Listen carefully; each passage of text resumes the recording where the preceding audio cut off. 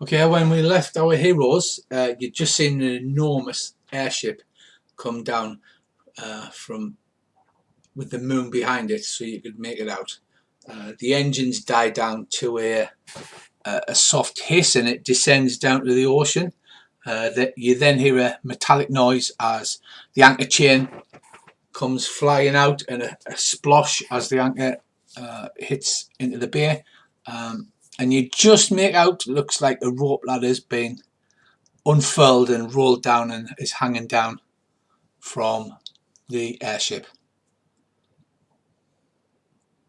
Well, they obviously want us to go on, so we should go on the air.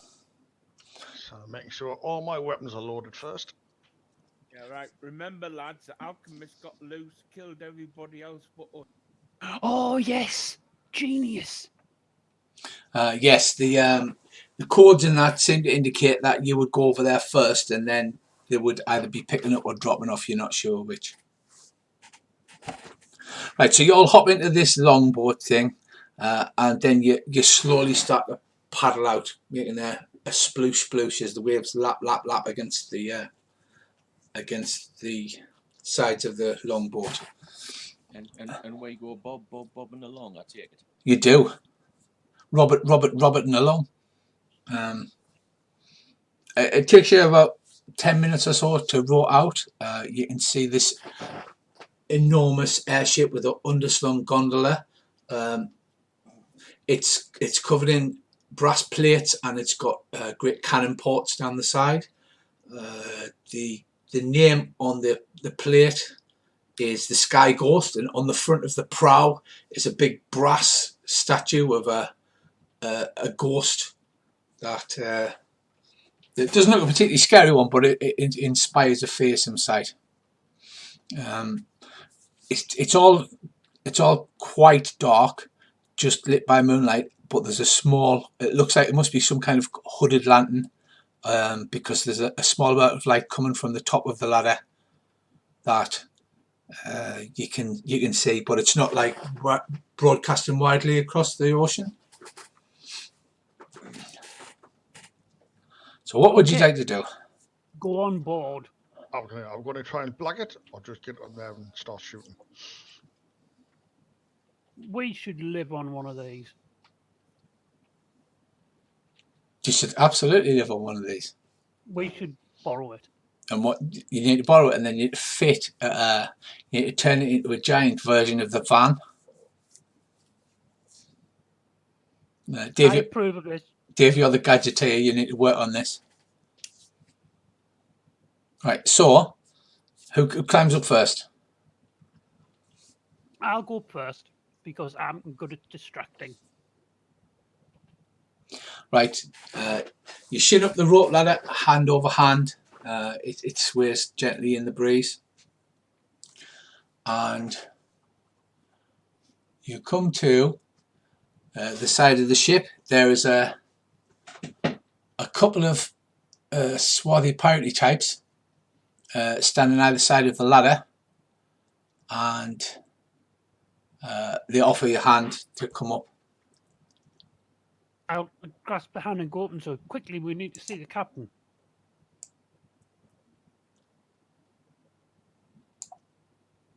He says, right, this is what you can actually say.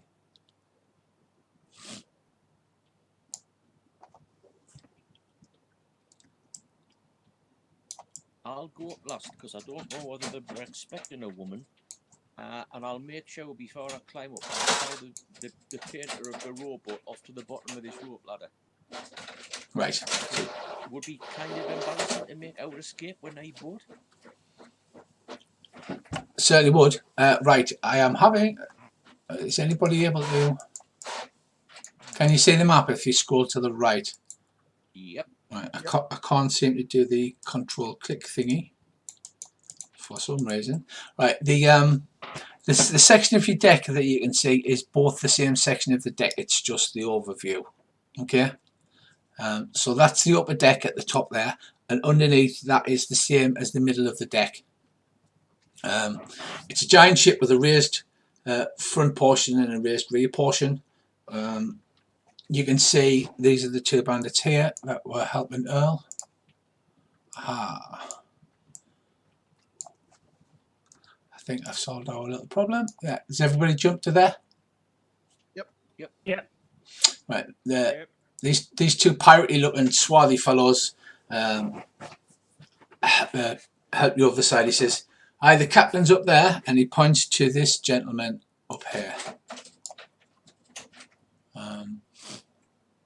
There is also, as you can see, a pirate at the front with him and a pirate towards the rear, and there's an impressive looking guy on the back of the ship holding an enormous like boarding axe. He helps you up and he says, "Hi, the captain will be ready to see you in a minute." He says, "So rotten teeth deers down the bottom. He's always last, isn't he?" No, that's what I need to see the captain about. It's a problem. It's a big fucking problem, man. He says, "Aye, that's no problem, there. So, who goes up next?" I'll go next. Me. Right, so Davey, you appear on here. Earl is here. And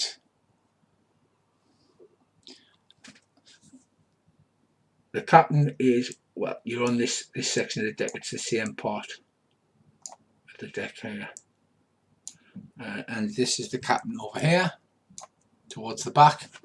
And Andy was going up last. So, right, Bracey, you come up. He says, "Aye, the captain's waiting for you up there." Bracey comes up. And finally, Andy, you start ascending the rope. And then, where do you two move to? Because she's at... I'm going to start rushing, not running, but hurrying towards the... Right, so you're heading towards this part of the deck. Bracey, Davey, where are you heading to?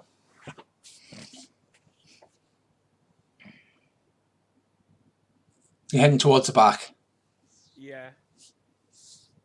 Can I have like an observation roll or whatever it is to see are these pirates, have they got the hands on the weapons and stuff? Right, is it supposed to be like, a greeting code or something that we haven't given? And they're all pretending to be nice. No, they haven't got their hands on the weapons yet. They help you up, and then finally, when Andy starts to ascend, he looks over and he shines a light down. He says, and he goes, "Hang on a minute, you're not Davey." No, quick, man, we've got to see the captain about this. He spins and he grabs his sword and he shouts, "Alarm! Alarm! Alarm! Alarm!" Is that the one to the left or the right of me? That's this one now. It's all right, we can explain. I've got this. So the one on the right of you draws his pistol and points it down the ladder and says, "You, come up these stairs." What do you think I'm doing? Scratching my arse with both hands? I continue climbing. You continue climbing. This gentleman with the large boarding axe walks to the stairs and stands in front of you and says, "What are you about then?" He's holding his axe in a threatening sort of manner. It was Kevin, sir. Little Kevin. He says, The lad. He was messing about and the alchemist got out. It was bloody murder, sir. He says, "The alchemist." Go on then, give me a clever roll.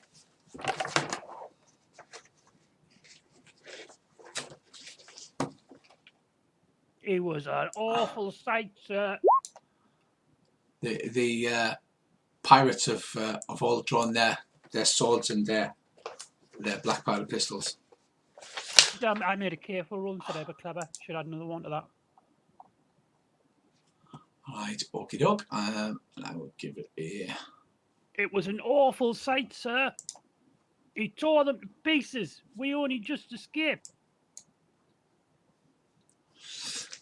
Right, that's a one shift. He doesn't seem to completely believe you. He says, "Oi, Reg, get out of here." So Reg comes down from the front and pokes with his pistol in your back, and he goes, "Come up here and talk to the captain, you lot." And you're ushered up onto this deck here. Right. And all of the piratey fellas come with you and stand pointing guns at you. Captain, Captain. The captain's in traditional pirate-looking gear. He's got a tricorn hat, a swirly moustache. He's got the long red coat, the black turned-over shiny boots. And he says, Are these guys English or are they foreign? they seem to be a mixed lot from the accents that I'm not putting on. They seem to be from various places around the globe. If you want to make clever rolls, please.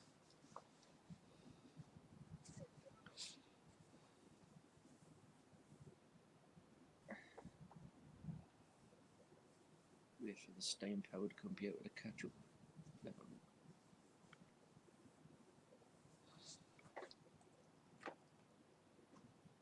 mind. What pirates? Where?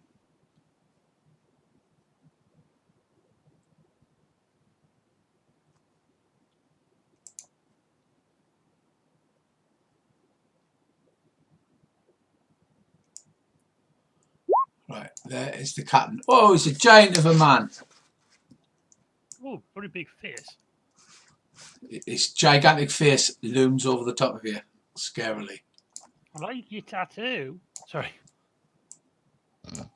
Right, you see off towards the rear of the ship, this guy here is wearing pirate's garbs, but he's not wearing weapons. He's carrying a small dagger at his belt instead of the normal weapons.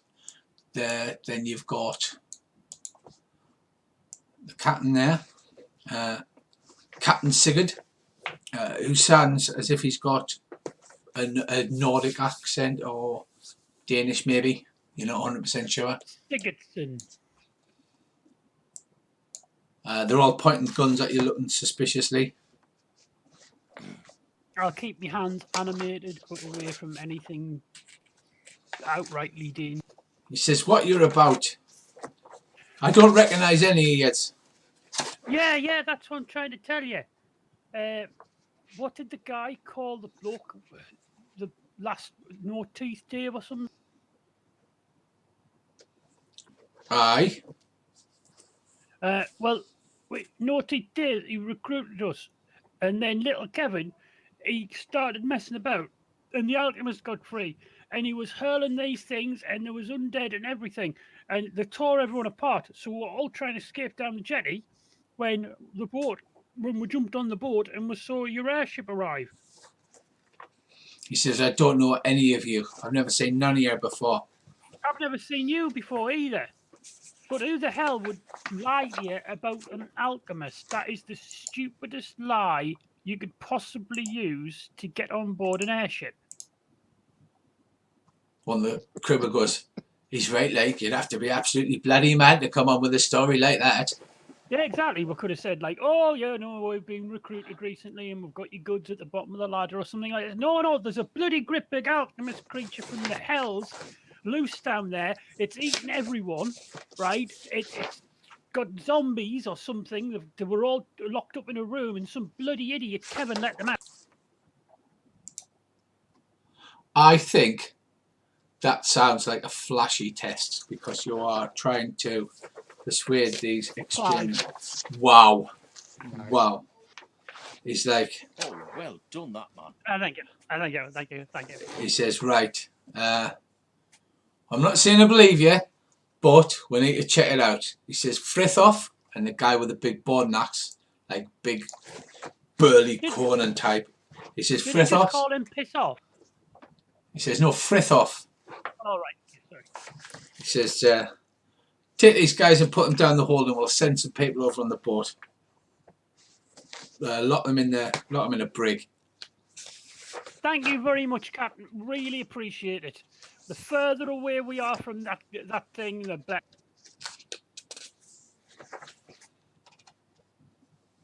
He says, right. Say that I'll turn around and say thank you to the captain, boys, and my lady.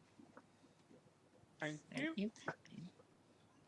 I hope this guy can't walk on water. He could be coming for us right now. Oh, I don't think he can fly. We could claim the amper chain. Why have I suddenly got a strange accent? We've all suddenly got strange accents, we have, haven't we? It all went a bit strange. Haven't we? It's all gone a bit strange. Do you like that? No, wait, wrong world. Right. Right, we'll head down to the brig, as if we're. I will. Come on, guys! Brilliant, we're in. We're safe, and we'll run into the brig and like step back and like hurry up, lock the door, lock. Right. And He leads you down the stairs. Opens one of the doors. Actually, he opens the grate and that big hatch that you've got there. Right. And he says, down there, there's a rope that you can climb down because, you know, you're obviously all piratey types. Everybody climbs down ropes. Yeah. Can you put a guard on it, please? A guard on it? Yeah, like, you know, when you lock us in, can you put a guard up there? Or two? I'm genuinely trying to sow fear. He says, oi, Reg, Nog, you two, come with me. So he laid you down to the bottom of the middle deck of the ship. Yeah. I'm just trying to grab your little dudes. Laid you down there, and then he laid you down here into the what is obviously the hold.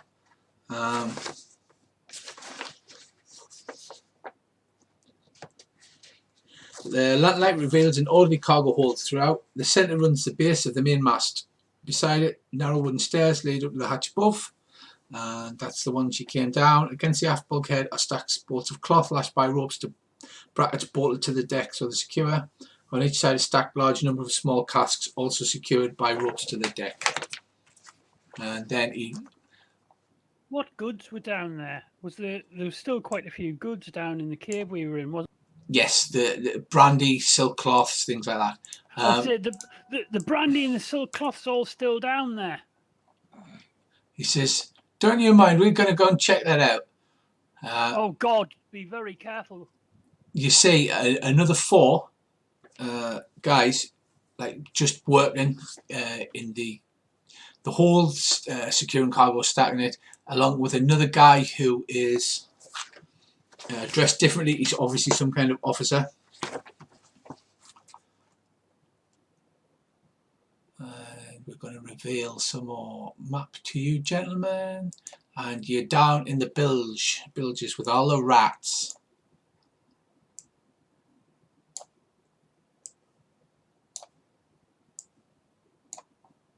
So he sends you down here into the very belly of the ship, where there's just creaking and groaning and little bits of water leaking through.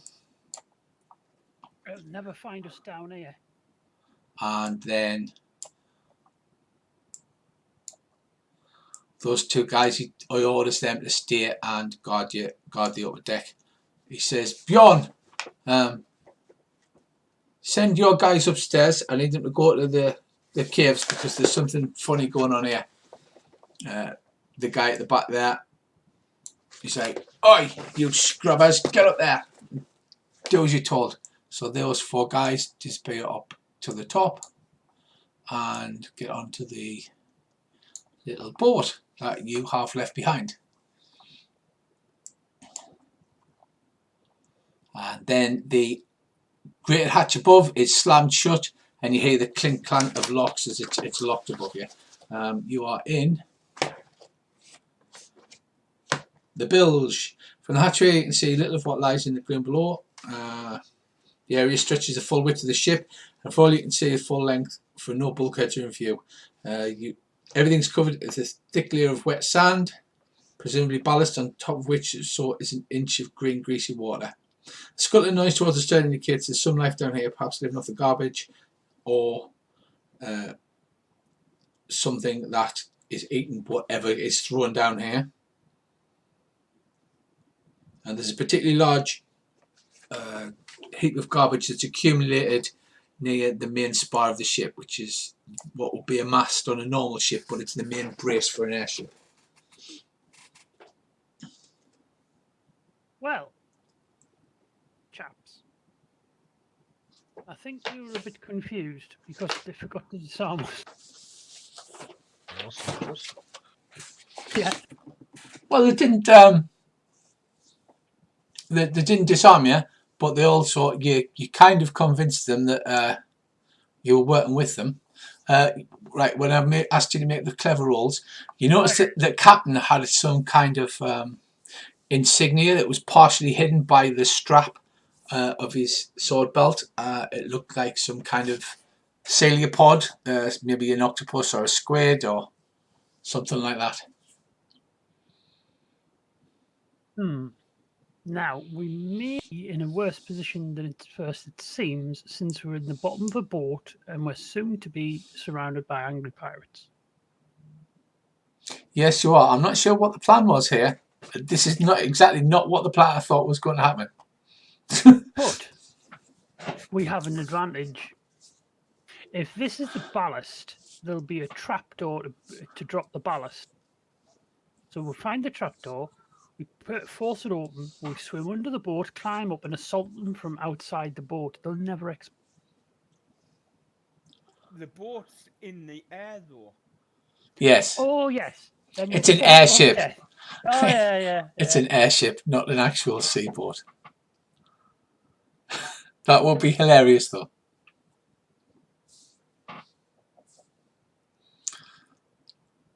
How high is the deck above our head? About 4 feet, so you either have to kneel down or bend over. Oh, champion,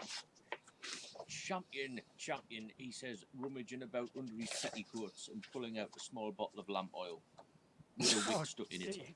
God. Fire!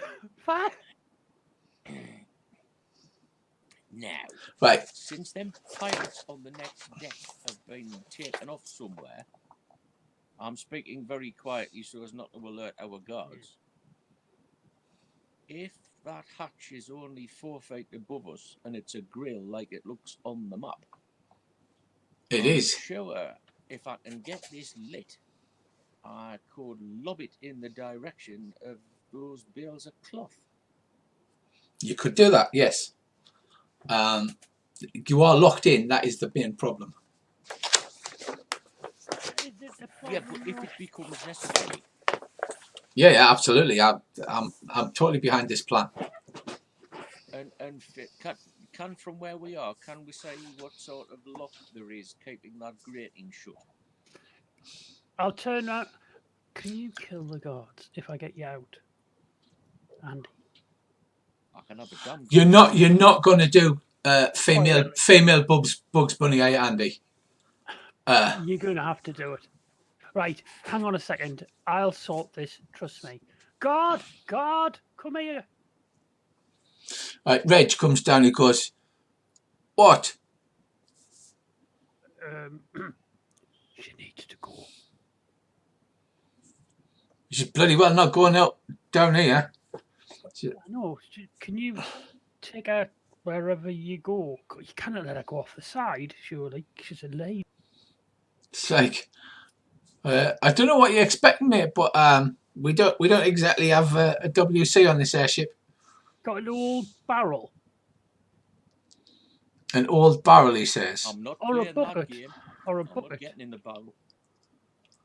Yeah, but you get in the barrel with a bucket and fill the bucket while you're in the barrel, then climb out of the barrel. That would be all right, wouldn't it? See? Oh, well, that's different. I thought it was the other game you were talking about. Oh, no, we're not playing that game. Yeah, take her for a... He says, look, I'll look at Bracy and go. Because he will stare. I've told him loads of times that we'll just turn our backs, but she doesn't believe that he won't look, and he will look because he's one of those. he says, he looks confused at his mate, and he's like, look, I ain't supposed to let nobody up here. Can you make me a roll, please? Could I use my persuade others to work while making decisions? You can, but it's going to be quite a difficult roll. I will spend a fate point, and I will roll clever. Or should I roll sneaky? No, clever. 4 plus me 2 for me fate point. That's a fantastic success. It goes, Reg goes, his mate goes, well, it is only a girl. And he goes, yeah, and we've got the shooters, Andy, so she's not going to go anywhere. He says, right, you, the rest of you, back up, away from the hatch. I'll back up. Well, I'll help Andy up first, then I'll back up. It's only a 4-foot bilge, so you're all crouched. It doesn't need to be boosted up or anything. But I am a gentleman.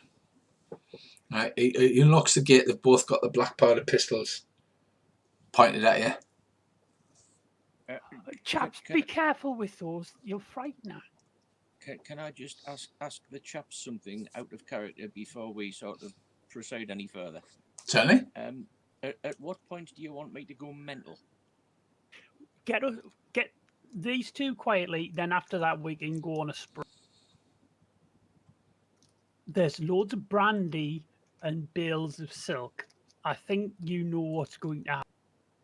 But we can't be in the bottom of the ship when that thing happens. This is true.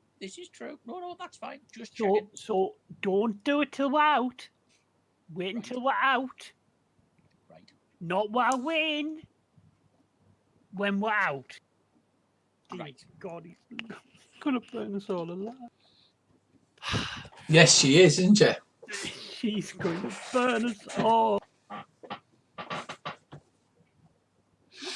Right, so you make the please help this poor lady. He unlocks the big lock and he lifts the gate up and he says, come on, get up then. Well, give me a hand then. I'll help her up. But I'll like boost. No, I'll lift her up, but I'll sort of move my head away so I'm being gentlemanly and I'm not sticking it up my bushels. Right, the back up. The back up as you climb out of the grate, and then he waves the gun and went, right, you get over there by them barrels. Right, I'll move over there by them barrels. You move over and he goes, right, okay, go and lock it back up. So his mate moves to the grating right here, and then unless you're going to do anything, he pulls the hatch down and locks it securely. Yeah, well, before he does that, I presume this bloke who's next to me is looking more towards his mate than me because I'm just a mere girl. Yes. Yes, I'll allow it. Me and Bracy will be ready to spring out of the hole when all hell breaks loose. Richie, was there any cannon on this airship? Yes, there's you saw gun ports on either side of the ship. There's a powder room. There is. Christ. Oh, jolly good. Right. I am going to look at Bracy and absolutely look terrified because I have a maniac and a pyromaniac on a ship full of gunpowder. Andy, Earl's pretty poor story shouldn't really have persuaded anybody, and Reg here starts leering at you in a manner which seems to indicate that he's not really letting you out so that you can go to the toilet. He adjusts his hat and lets out a leerful grin at you. That's a nice hat, Reg. I like your hat. He says, "Oi, my mum gave me that when I said I was going to become a pirate." You say your mum knew you were a good boy. He says, so all right, come over here behind these here barrels, and he waves you over with his sword, and he goes, and will attend to your needs, my lady, he says in an over-the-top sort of manner. So I presume I'm going ahead of him, am I? Yeah, he's pointing his little gun into that corner there. You see the door. There's a Right. door ahead of you, but he doesn't lead you there. He leads you into the little corner. And his Right. mate goes, "Oi, Reg, bloody hurry up, will you? Because we'll get skinned alive if we're caught like this." Right, well, I want to make sure this happens before his mate has a chance to lock that grate. Right, so he pulls the grate down. He pulls his big key out. He temporarily stuffs his pistol into his belt, and then goes to lock the gate. So what do you want to do? Right, I want to do the sort of just slightly pretend stumble thing, because this is a long dress I'm wearing, while whipping out the pistol that I've got secreted under me petticoats, and I'm going to shout Reg at point blank range. That ought to distract them long enough. Right, okay. Mick, I think that's going to be a sneaky attack because you're trying to distract him. His mate shouts, "Oi, and Reg, wipe your bloody cell on them curtains before you finish, will you?" That's what they're for. Oh, that takes me back. Sorry. Right, so that's going to be a sneaky attack because you're hoping to catch Reg offline. Right. Well, cross your fingers. If needs be, I'll throw a fate point away if I have to. Right, Reg, as you start lifting up your petticoat, leers at you, leans forward, but then as you grab your pistol out, he goes, "Hey, what?" So that is a draw, unless you wish to make it, unless you wish to invoke some aspect or spend a fate point and describe how that you would get an advantage. She's wearing wyferns.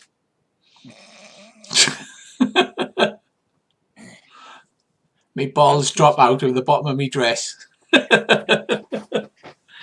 Didn't you change your thing to be the Govern Rambo or the Gobbles Rambo? The Gobbles Die Hard. Aye, that's right. Well, so you can invoke that because you're used to brawling and street fighting in Gobbles. Right, because I was just going to say, if he's close enough to me, he's obviously just got oi as I'm tugging this pistol out. So he's looking at the pistol, so I'll kick him in the nuts. Right. And if that means spending a fate point, I shall do it. Get these two subdued quietly rather than shooting them. That'll be advantageous. Right, that does succeed. You kick him in the nuts. Yes. But you spend a fate point for 2 shifts of damage. Yeah, basically, because all I want him to fall over without screaming his head off, but to make just enough noise for his mates to look round, so that I can yell now, and the rest of the lads can heave the grating open. Right. Well, I'm going to let you get away with that. You need to spend a fate point. Right. That makes it a +2 shift. He's looking forward lecherously as you're raising your petticoats, and then you pull the gun in and he goes, "Here!" And then you swiftly kick him in the knackers, and his eyes cross and he falls to the ground unconscious with quite a loud thump. His gun skitters across the floor, and his mate is just about to put the key in the lock, hears this noise and whips round. Right. Bracy, you get his ankles. I will stand up, put my hands up, and lift the grate straight up. So there's. Yeah. I will grab his ankles. Right. Okay. Well, Dave, what are you doing? Because technically you have the fastest quickness, followed by Earl.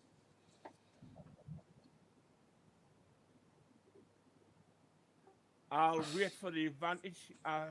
Brace is going to pull him in, and I can hit him over the head with the put my. Yeah. Earl, you go before Bracy, or are you going to wait until Bracy's acted? I will wait until Bracy starts moving, then I'll lift the grate so Bracy can grab his legs and drag him down, and then Davey can smash. Okay. So, Earl, you're creating an advantage, I would say. So you make a quickness roll,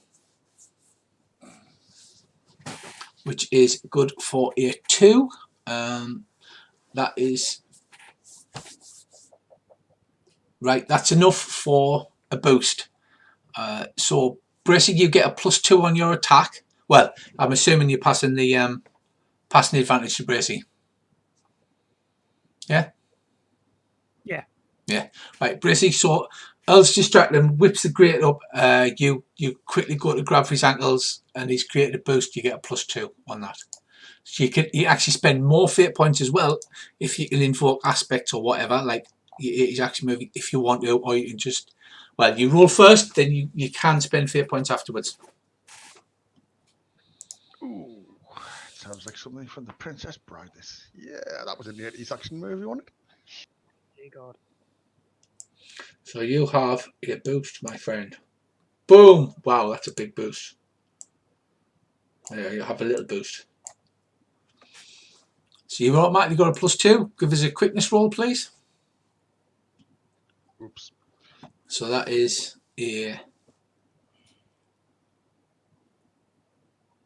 that's a 1. I'm going to see how.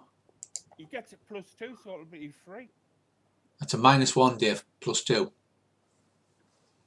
Right, it's a draw. So you managed to grab him, and so you've got hold of his ankles, but you tug, but you don't manage to pull him off his feet. He drops the key, and he goes to wildly fire the pistol, but he's not getting much chance to aim. He quickly pulls the pistol out of his belt and makes a quick fires quickly at you. It's a 2. There's a loud bang, a puff of smoke, and Bracey, can you please roll a quickness, please, to defend?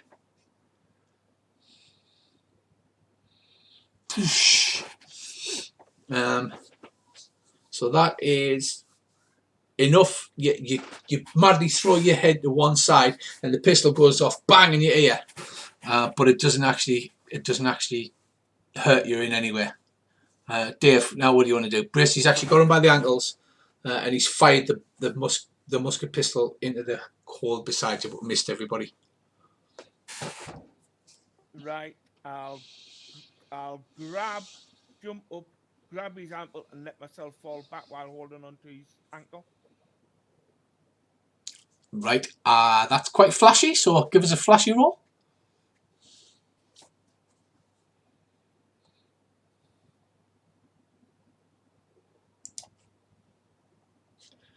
This is at no bonus, so it's a 2. Oh, right, this guy's a rock. You grab his ankle, you fall backwards, but your hands actually slip loose, and you fall backwards into the muck and the silt, and manage to get yourself good and soaking wet. But the guy's standing there like a rock. Right, so we're going into a full combat round now. Dave is first, followed by Earl, then Andy and Bracey at the same time. Andy's man is incapacitated on the floor, and the other guy is standing, but he's fired his pistol. So Dave, what do you want to do? I'll have to shoot him. Right, lying on your back, Dave pulls out his black powder pistol, takes a quick shot. Your advantage, I'm going to say that if you go first in a combat round, because what's your advantage called? To do with quickness? Gunslinger. Right, your gunslinger. What the way it'll work is anytime you go first in a combat for the first attack, you get a +2, but you don't have to pay a fate point for that because you're like doing a quick draw and firing. So you'll get a +2 for this. This is the first actual combat round. You'll get a +2 on your quick attack. Well, I did my quick attack, which is 2, so it'll be 4 total. Yeah, and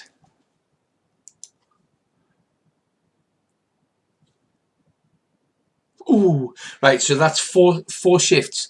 What you take them out? How do you want to take them out? Do you want to kill him? Do you want to knock him unconscious? Right between the eyes. Ooh, subtle. Okay, Bracey. So there's a musket shot comes from under your left arm and goes straight between the guy's eyes, and brains and blood splatter up on the deck above him, and he goes limp and falls on top of you. Drag them down into the bilge. Let the rats have them. Feed them the pigs, Earl. Right, so you are now in that place with the barrels. Andy is unconscious.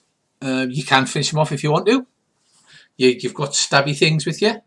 Well, you don't mean the bilge, but the shots echoed all around the airship. Looks like it's going to be a fight, boys. Go. Right, so we'll move Mr. Dead Boy. You clamber out onto the deck and you dump the two bodies in the bilge. Are you stabbing him or just throwing him in unconscious? No, throw him in unconscious with a bit of luck, he'll land face down and drown. And we'll lock it behind them. Okay. Just out of curiosity, these barrels, have they got like big cork bungs in them? No, they're tapped so that you have to like take the top of the barrel off. Ah, not to worry. We don't burn it until we're not going to die. I know, but if we break a couple of barrels, it'll catch quicker. Right, Andy. And scatter the contents over the cloth. The barrels, there are 40 casks and which are marked with a wine symbol and 40 casks marked with brandy, 50 bolts of silk, and a large crate. Ooh, What's in the crate? exactly. Right, you smash the crate open, you leave it open, and inside you find things like picks and shovels and all sorts of weird mining tools. Ideal for cracking open brandy casks on top of 50 bolts of silk. Absolutely ideal, yeah. Is it burn wise for us to turn this into a bomb right now? Yeah, Well, because if we start firing black powder weapons, one Yeah, little but spark. we might as well prepare the way so that when we're leaving, all we've got to do is lob this Molotov down through the hatch and then jump off. Okay. Right. I imagine fire on an airship, they're liable to take more notice of that than they will of us. That is possible. Because I presume this airship's balloon is full of hydrogen. No, it's not. It's full of the not exploding one. Under no circumstances will you put me near a hydrogen balloon Or a hydrogen bomb, as it's now known. Right, you can quickly start smashing some barrels open. You can have a quickness roll, Andy, and whoever wants to help, remember, gets a +1. I am going to train both my pistols on the bottom of the stairs down here, and be ready to repel both. Yes, I was going to say you'll have to remember you only have a few seconds because it's not that big an airship. Well, it was just a couple, so that I know if I've got to light that silk, it'll catch lovely. Yeah, so you start. So who's help? Earls is covering the stairs. Who's helping Andy breaking open casks? Me. Yeah. Basically, stick a cask on top of the silk and hit it with that pick till it breaks. So basically, you manage to split open 2 casks, and you take the bolts of silk and you throw them roughly into the spreading puddle of brandy. That'll do nicely. Right, you hear from above the commotion from upstairs. Sounds of running and people shouting and alarm, and that kind of thing. You have... What, sorry, Andy? That's all right. I was just going to say, why don't I stagger up the companionway, clutching at me forehead? Reg went mad and attacked me. If you could pull it off. No, that's what I thought. That's what Reg said. Right. So, as hopefully you can see on the map, there's a door to the front of the ship, and there's 2 doors to the rear of the ship. There's also the little stairs that lead up to the upper deck. I would imagine doors to the I'm gonna stern of the ship would unsling light my the rifle. cabins. And do these doors open towards us or outwards?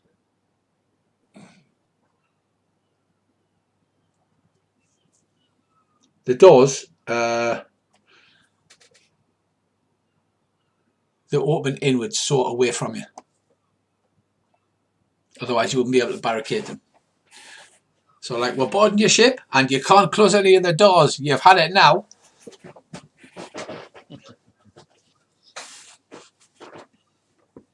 Right, so you break the barrels open. You start soaking the silk in them. What do you do now? You're just going to stay down here. You're going to run through the doors. You're going to run upstairs, John Wick style, and open up. Yeah. I'm going to go to one of the doors and I'm going to towards the back.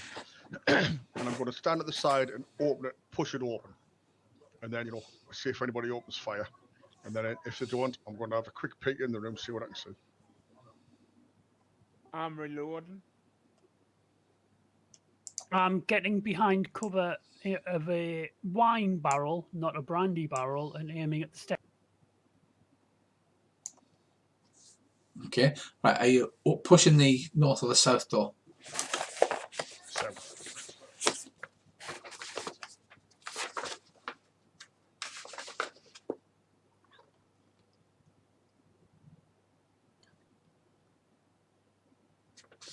Right, it is not locked.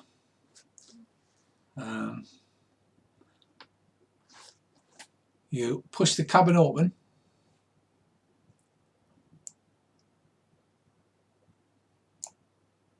And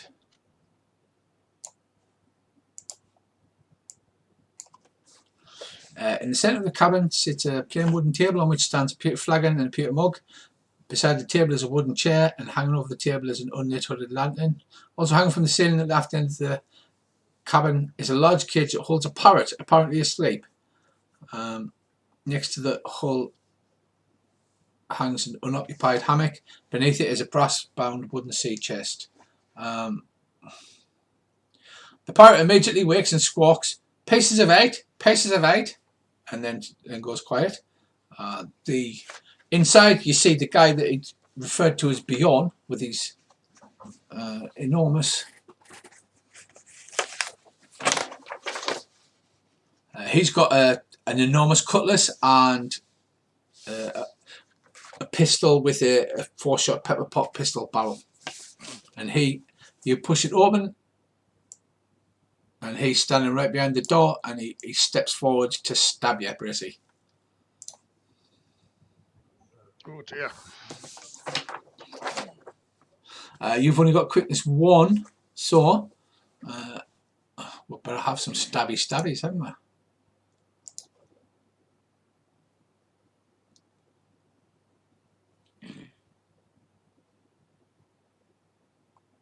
Right, I get a shift of 2. What do you do to defend? I don't know what's the best. Can I parry or can I try and dodge? Well, try to think of it as what you do. You open the door, you push the door in, and then like the guy steps from the side of the door and thrusts at you with his massive cutlass. I'm going to Knock it aside with the rifle. Do you want to jump backwards? Do you want to try and step inside his blower? Jump backwards and then unloading. Right, so quickly you try to jump backwards. Go ahead, give us a quickness roll. He's got a shift of 2, remember. Blowing a thinking point. I'm going to spend a fate point for a bonus. Or can I heroically, jump back like an action movie stunt? Do you tell me how? Tell me how. What's heroically action stunty about it? How high are these silk bale things? I don't know, a couple of feet.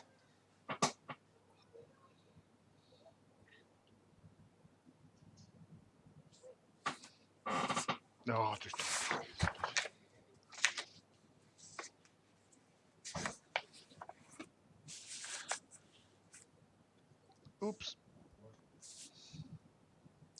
Right, so you take a 1 shift.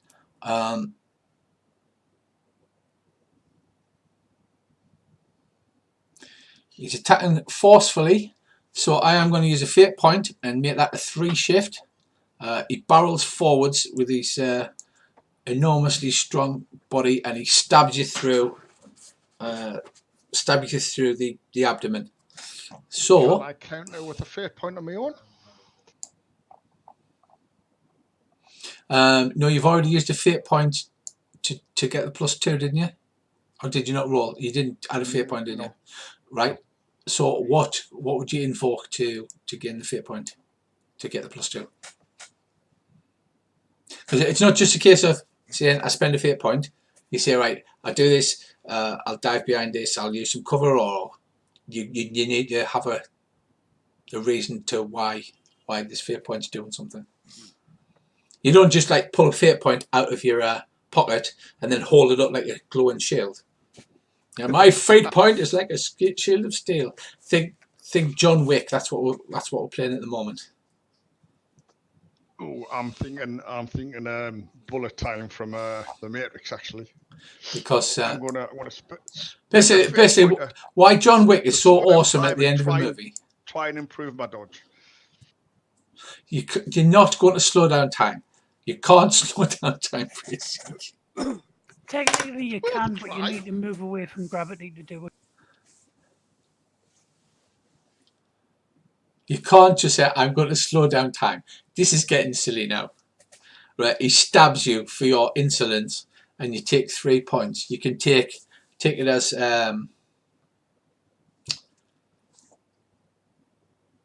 you can take it as stress, which means it has no effect at the moment, or you can take it as a 4-point consequence. Oh, you might get lucky. You might hit that cigarette case that Brace has got in his pocket in his waistcoat. Can I spend a fate point for that? Yes, you can. Right, so Bracey, Dave spends a fate point. He stabs you. He goes for your heart, but instead he stabs. There's a wooden thunk, as what you had in your pocket was a pasty with a stake around it, a stake inside a pasty, and he stabbed the point of it straight into the wood of the stake by a 1,000,000-to-1 fluke. And so there's a strange wooden clunk noise. It doesn't go through you, and Bjorn looks extremely confused. I carefully lower my rifle straight at the center of his body and fire. Right, okay, that sounds quite forceful, so give us a forceful roll.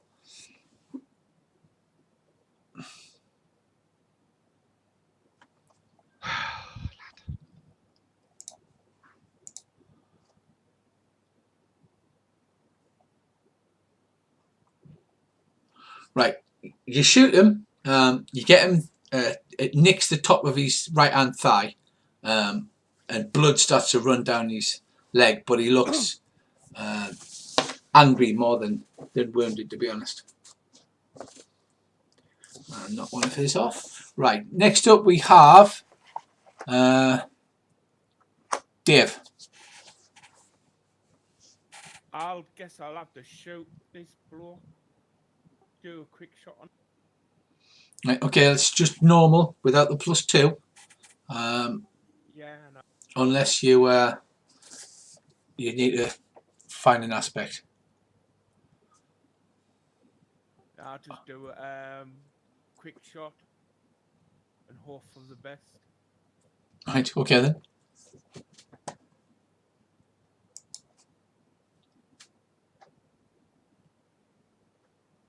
Oh, it's a 2. Right, you're shooting past Bracey, so you're kind of off. So you aim to one side, you pull the trigger. He catches the sight of you at the corner of his eye and throws himself to the side so that he can pose Bracey between you and him. So the shot goes wide, and he just laughs. Next up we have Earl. I'll shoot him in the forehead. Are you using your dead shot? Yeah. Right, that's a right. You can roll +2, and he doesn't get a defense roll because you only get to use this once per session. If that last shot had missed him and hit the parrot. Is it clever or careful? If you spend a fate point, it will. I haven't got that many spare. Otherwise, I would have done. I'd be tempted to spend one myself. I'll have been taking careful aim, so I'll just shoot him in the head. Well, roll the 0, but that's without +2. Yeah, so you get a 2. So you do 2 shifts of damage. Right, it whistles past your ear, Bruce, this shot, and you actually feel your hair move, and the ball strikes Bjorn in the head, and he falls to the ground. Is he dead, Earl, or is he just knocked unconscious? He's out of it for a long time. The big scratch down to the skull. Yeah. The skin flops down the side of his face and blood all runs down. He makes a noise and then passes out. I'll swap hands, so I've got a loaded pistol in my right hand, and then quickly reload the pistol that I've just. Well, I'll swing back around to watch the stairs. Okay. Right, what are you going to do now? Everybody. Well, I'm hoping that they'll come down to see us to investigate, especially if it goes quiet. Oh, well, all you hear is like bang, bang, ha. So there's lots of swash, bottle going on. Well, upstairs or No. down here? This is what they're hearing. Yeah, they might come down and have a look. So I'm going to wait and see if I can plug 1 or 2 of them as they come down before we get into the main swashbuckle. Before you get the main swash, bottle. Yeah. I mean, if you're stuck, I can scream. Yeah, scream. Give it a full Penelope pit stop. Right, I scream. Ah! At the top of me bark. Why don't you scream, he's here, he's here. The bloody alchemist's here. Oh, that's a good idea. Right, so what happens now is you hear some chanting in some weird language, maybe Latin or Greek or something like that, and the whole of the room begins to fill with some kind of dark, dense fog or gas. Oh crap, forgot about the magic. We should leave. We could always go in the room and close the door. We'll go in the room and close the door and use some of the bales of silk to bundle up the door. I'm just going to throw Bjorn down the hatch and into the bilge to get him out of the way. Where he should live. Right, so you come in the room, but what you see is, in the room, now that you can see it all, is there's some stairs leading up to the upper deck, but there's a door at the top. So it's obviously you can go up to the upper deck from here. The door was open and is currently just slamming shut, but the room is filling with this dense fog. Uh-oh.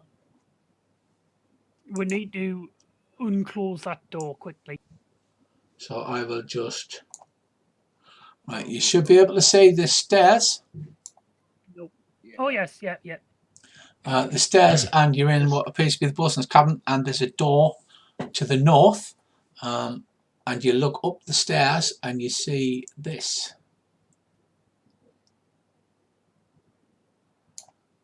So if you look at the top map, you should be able to see.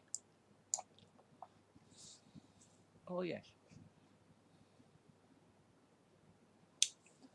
Some stairs, so that this room is rapidly filling with smoke. Very soon you start to cough.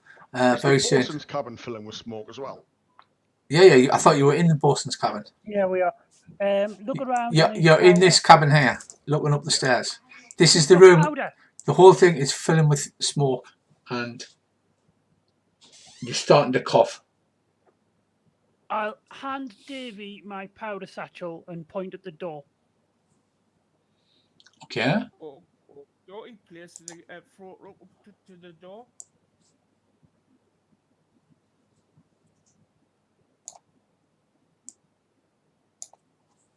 Right, you throw it up the door. As you can see, the steps is only a few feet long. How big is this powder satchel? Well, it's big enough. Right, Earl. Well, I've been nicking powder off everyone that I've been Right. knocking out. Earl, you go to hand Dave the powder satchel. Yeah. Something in your pocket feels ice cold.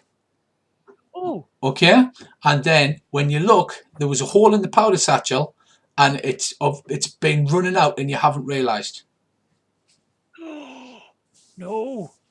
And when you hand him the bag, the last few grains drop out. Oh, that's not good. Good job I brought one of them. But something in your pocket has gone icy cold. I will have a look at the icy cold thing in my pocket. Isn't my philosopher as a store? You put your hand in, and yes, it's cold enough. It's like a really cold ice lolly, you know, when you lick it and it sticks your tongue to it. It's that kind of cold. And then it sort of it starts to slowly warm up until it's in neutral temperature again. I think someone using magic, guys. We need to blow that door down. Has anyone got powder? I've got one of them mining picks. Well, the door's just been pushed shut at the top of the stairs, you mean? Yeah. Yeah, the door's just been, you see it swing shut. The guys obviously opened it and then cast a spell or whatever down the stairs into the room. So it's not locked. You can just run up and push it open. Guys, let's barrel up and like get ready to John Wick this shit. Go. I'll go first. Right. I'm going to barrel up, shoulder through the door and like jump to one side. And I'm going to empty one of my pistols at the first thing vaguely human that I see nearby. Hang on. Just before he does that, I point to Davey that in the cabin, the door to the north, I tell him to open the door because I want to check what's in this room as well because there might be another set of stairs. So you want to tell Davey to open the door? Yeah, because I'm gonna be crouching behind the table, aiming through the door. I think it means the other door. I'm gonna flip the table over to create an advantage to hide behind it, and then I'm gonna, aim through the door. Right, you flip the table. That's a difficulty of 0, so go on, give us a roll. Oh, mod. Flipping the table, forceful. Right, so you have succeeded by 2. So you indeed create an advantage with a free +2 for the first use, but then the advantage of flip table stays in existence. If you'd rolled a 3, you would get an exceptional success effectively, and then you get 2 +2s, which you can stack into the same attack. So creating an advantage and getting 3 more than you need is a really good thing to do. Okay, you flip the table. Dave, do you keep the door open? Is this as Earl's running up the stairs? Yes. This is as Earl, looking at the bag and stuff like that. Right, so what do you do with this stone? Do you throw it away? Do you put it back in your pocket? I'll put it back in my pocket. In fact, if it's cooled down a bit, I'll palm it. You'll palm might it? Be useful. I'll put it in the palm of my hand. Oh no, I've got a gun in each hand. I can't do that. I'll stick it in my trouser pocket so I'll notice it getting cold again. Right, you stick it in your trouser pocket. Bracey flips the table. Dave, do you push the door open? Yeah. Because he's safely hidden behind a table, and you're the one that's standing in front of the. I'm not standing. I'm crouched down, pushing the door so he can shoot all above the door. Do the old boot, then flip to one side. Right, you boot the door open. This cabin occupies half the stern section of the deck. One bulkhead runs along the centre line of the ship, which you can see. Another set of stairs leads up to the following deck. A door in the centre of the bulkhead leads to the other part of the stern. This doorway hangs a dark blue cloak. Single bunk, the bed lined in a pile. It's set against the hull. Its foot is a brass-bound wooden sea chest. Its lid closed. Under the bunk is a brass box, also closed. In the centre of the cabin, a plain wooden table is bolted to the deck. On it are 2 boots, one open and propped up against the other. Beside the table is a wooden chair. Hanging from the ceiling over the table is an unlit hooded lantern. Just after the hook that holds the lantern is a hatch measuring 3 feet on a side. Is there smoke in this room as well? Yeah, the smoke is like billowing. It's as if somebody's thrown a smoke grenade, right? But there wasn't an actual physical smoke grenade. So your room that you're in now is completely filled with smoke. It's going under the doors and it's filtering into the room. So there's basically another door which you can see which leads back into the hold, round in that little corner where Andy he was going to give Andy a good Jolly Roger in. But this room is filling with smoke. You're coughing now, and Earl's running up the stairs and booting the door open. Right. Well, I'll go up the other set of stairs in the other room.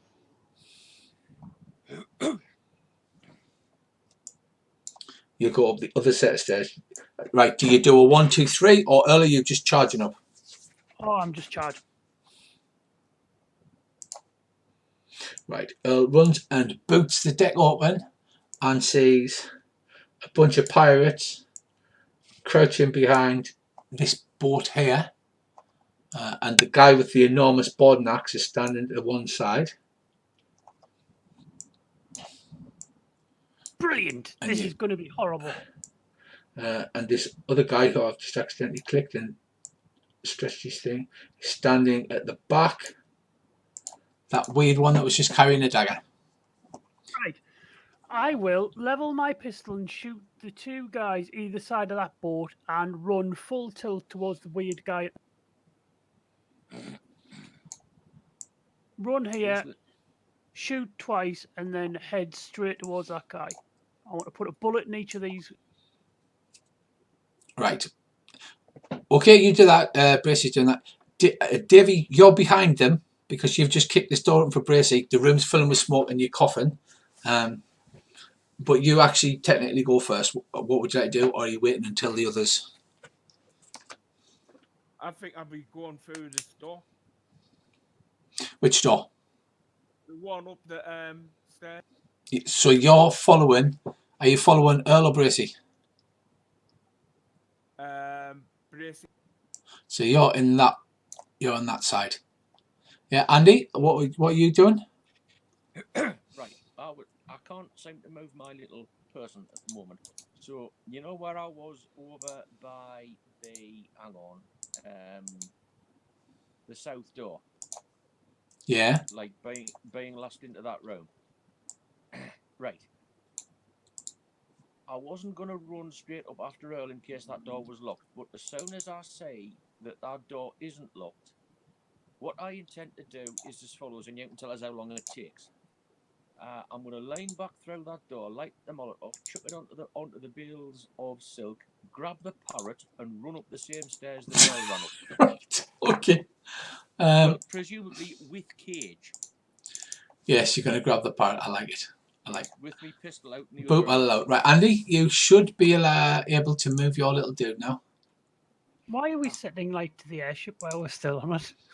Right, Andy doesn't follow you up the stairs. That's all you know. You just hear I a little know that feminine it's not chuckling.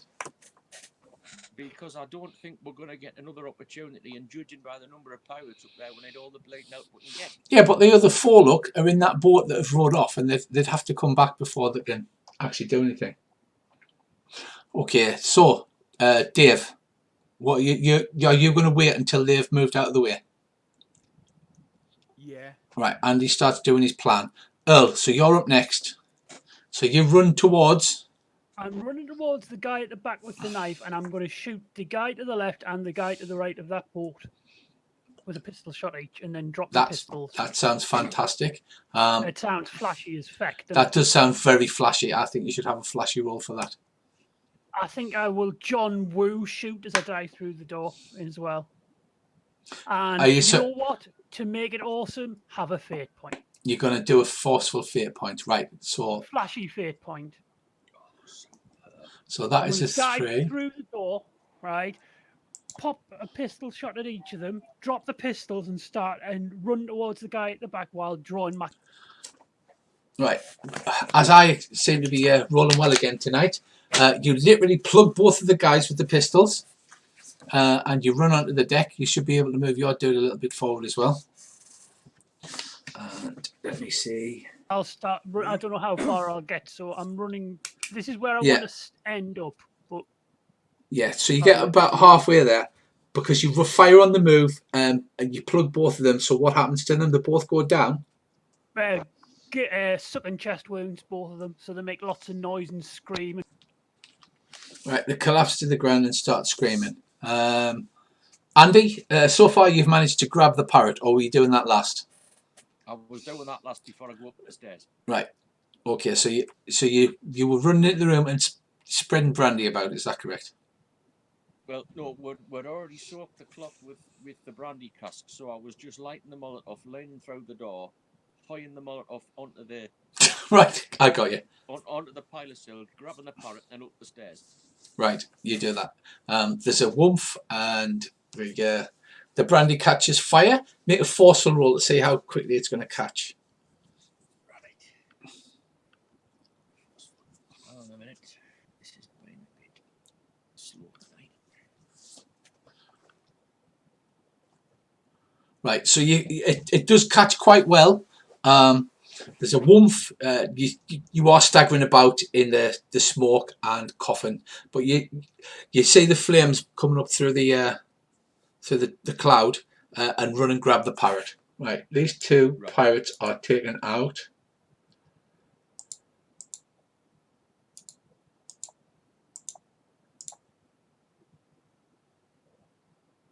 By Earl in his magnificent bastard way.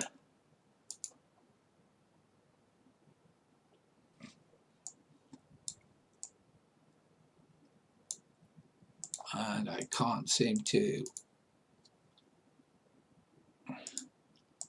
Aha, there we go. I need to take them out. Boom. Red X Brigade. Wah, wah. Right, Bracy, either side of the mask, two of the pirates drops to the ground. Okay. You run out, you're next to the guy with a massive boarding axe who grins and he's going to take a mighty swing at you. Can I spend a fate point to have his attention focused on Earl, who went into the door first, so he's probably going to turn and follow and watch out. I was very flashy. He was very flashy. Yeah, you can spend a fate point. Make a stealthy roll with a +2 for your fate point to see how distracted he is. Oof. Right, he's going to run over and chop Earl into hamburger. Right. Can you invoke an aspect and a stunt at the same time? You can. You can use a stunt and you can spend a fate point to invoke an aspect. Earl's probably going to get chopped a hamburger, isn't he? If this guy gets... He is very big, and that's a very big boarding axe he's got. Right. I'm going to invoke my impossible shot stunt and spend a fate point invoking my gun bunny sniper. I'll go down, take a knee in a perfect sniper pose. I'm going to shoot this guy, hopefully either straight in the head or through his ribs and heart. Right, okay then. So that's a +4. You mean business, right? So are you knelt where your little character thing is pointing? Remember, it's the base, so you're right in front of there. Okay. Yep. Will it be a careful aim or? Careful if you're taking careful aim, yes. Yep. That's a +4. Oh. So that's an 8 shifts of damage, and he is legendary. He is going to roll. It's a legendary shot. There's a puff of smoke. Still 4 shifts of damage. It's enough to take him out. So how do you take him out, Bracy? Red wrist, poof, headshot. Right, Earl. You look round. The guy has he sort of like half looks at Bracey, then looks at you, runs at you, raises this axe above your head. You see death looking at you in the face. It's about to come down right between your eyes, and then his head just explodes like into a fine red mist. And then the corpse, still with the axe held up, falls to his knees in front of you, and then just slumps at your feet. I knew that would happen. I had all the faith in the world. Okay, Davey, what are you doing now? Because you've moved to the top deck, and Bracey's just knelt beside you. I believe you were holding your action, weren't you? Yeah, I'll turn, aiming at the top deck where I suspect the captain. Right, so you should be able to move your character. Show us where you moved to. Just move your little dude. Right, well, you can't see him from there because he's at the top of the stairs. So you need to move somewhere where you'd actually be able to see him.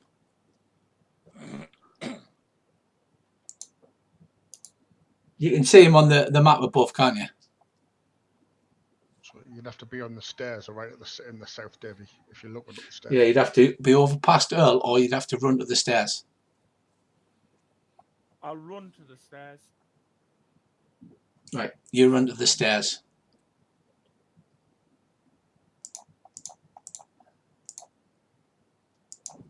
Wow, isn't this easy? Right, you've taken that guy out there. Right, my turn. This guy at the back casts a spell. He waves his hands about. His hands glow, and a bolt of lightning shoots out at you, Earl.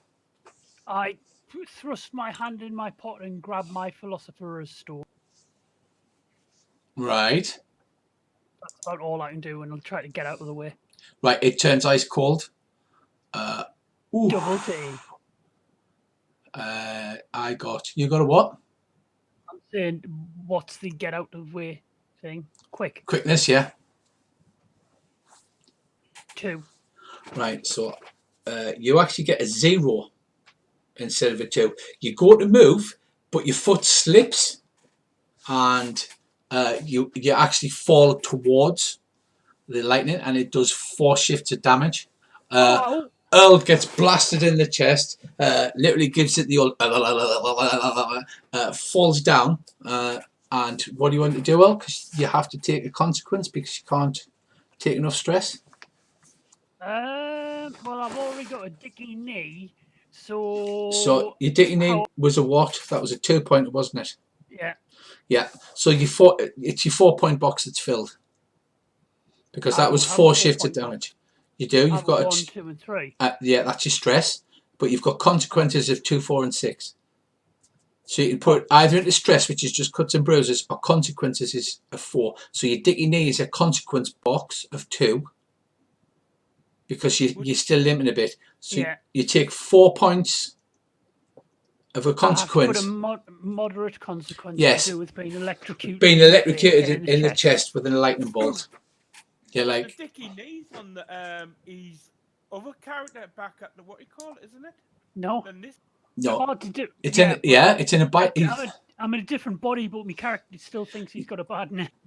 Because of the way the universes work, you're psychically linked across universes. Otherwise, you would just treat them as disposable slaves. So what happens to you here, Dave, is happening to your body in the Bifrost coffin.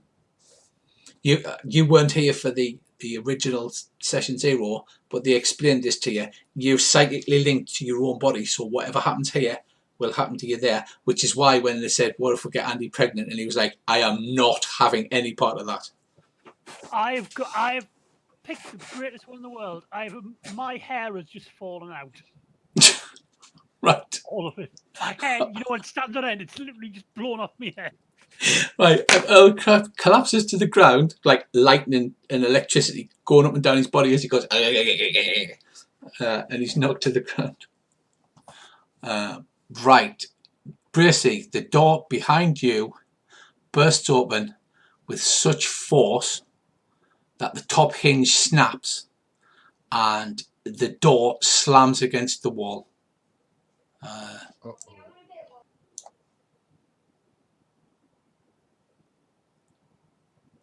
Do I see anything standing in the doorway? Oh, you certainly do.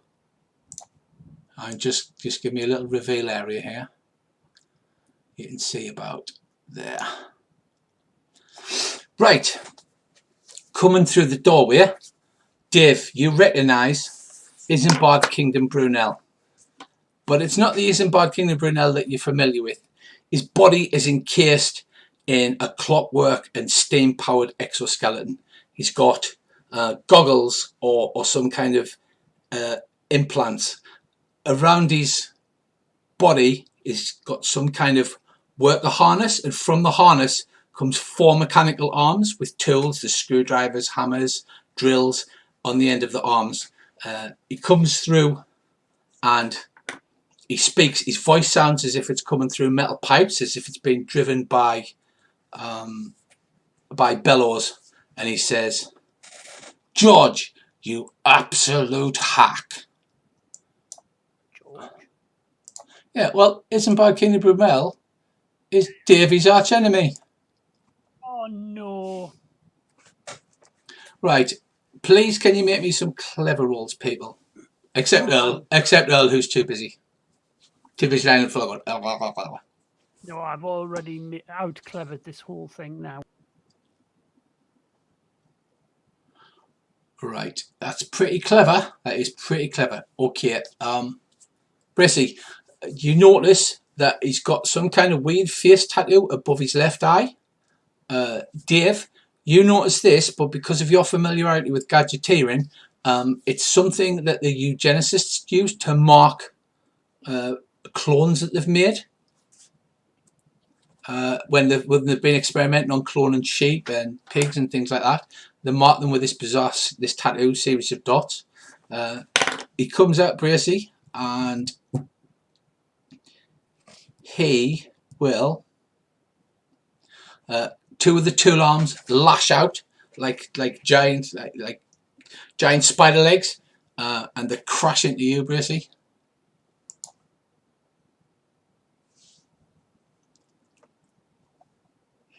And that is Dodge out the road.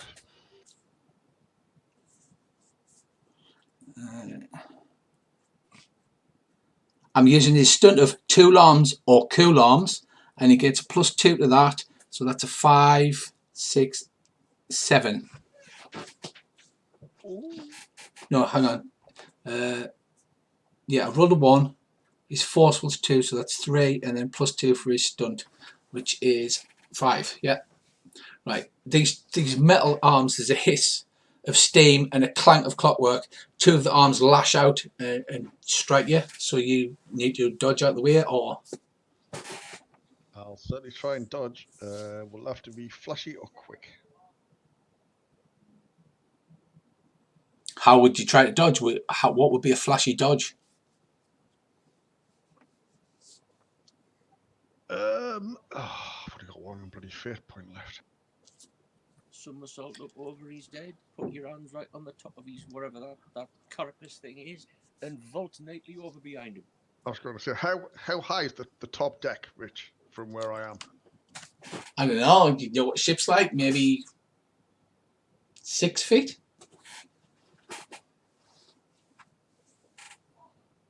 You get the sense he's battered you out of the way because he's trying to get at Davy. Right, I will dive to the side if he's trying to get past me. Right, well, you have to take 5 shifts of damage, so you need to roll something. Okay, hang on. I'm going to spend a fate point and I'm going to do an 80s action movie dive to the side. So will that still be flashy? Yes. Christ on that bike. So that is a 2. So you take 3 shifts. Now, is your 3 stress box filled? No, it's not. Right, It is now, though. you can take your 3 stress box. Right, he clocks you on the side of the head, and you manage to do roll out the way, but he bangs you, and you roll across the deck further than you intended, and he turns to face Davy. Davy, he looks incredibly mad. Like I said, it's not exactly the Isambard King of Brunel you've seen before. He's got like a leather work jacket on and a tool belt, these 4 arms, and he's got emblazoned on his chest this giant brass octopus or squid or something like that. Right, Bracey, which way were you trying to dive, to the left or the right? As I'm facing him to the north, it'll be to the left. He's right, my left. So up there? Yeah. Right, so you try to dive out the way, he clouts you and you roll and lie against the side of the airship. And then he marches across the decks. The decks, his arms twitching and flexing. His metal brass steampunk exoskeleton type arms. Do you like that little graphic there, Dave, that's coming to get you? It's coming to get you, Dave. Yeah, What of a Ted Marine. Right, so that is my turn. And so we go back to the top of the round. All right. Just let me know when I get up them stairs. Yeah, you'll get up the top of the stairs this round when it's your turn, but unfortunately you're not very quick, so you'll be joint with Bracey. First up we have Davey. Right, I'm going to do my mechanical thing, shoot to try and seize up his equipment, and I spend a fate point, so that should be like a +4 to a quickness roll or something like that. So how's it a +4? So is it a stunt you're using? Yes, stunt and fate point. I want to shoot cause his mechanical suit to seize up. All right, okay, that sounds like an excellent thing to do. Go on, give us a roll. So you're at +4s. That's a 7. Wow, that would take anybody out. That. So you shoot.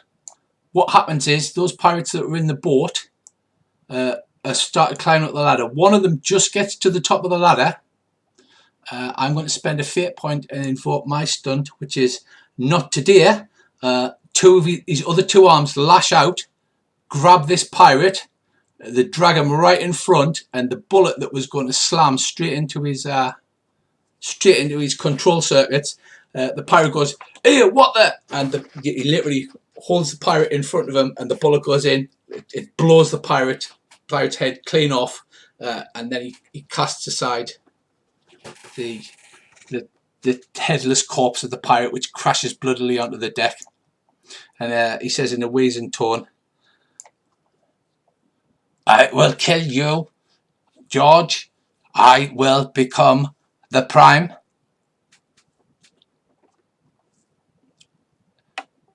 You and whose army is he? Earl, you're next. You've recovered enough.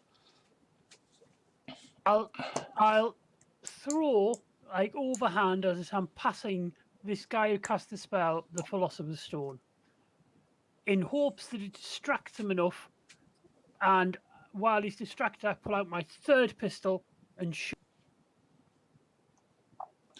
Right, you pull out your 3rd pistol and shoot. Yeah, but I'm going to throw the Philosopher's Stone to him first. Like, literally as a pass, not a throw at him, but a pass it to him. And then, as he's looking at my hand, as I'm throwing it, I'll whip my other pistol out. Right, okay. You throw it underhand or overhand?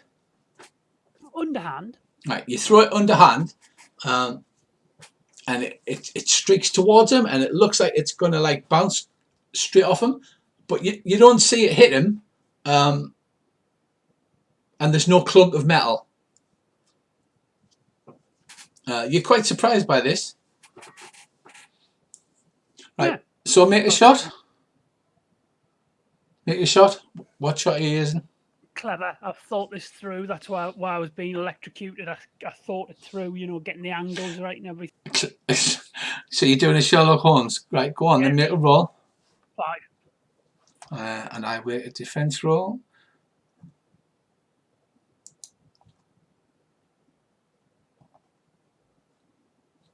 Oh, god damn it.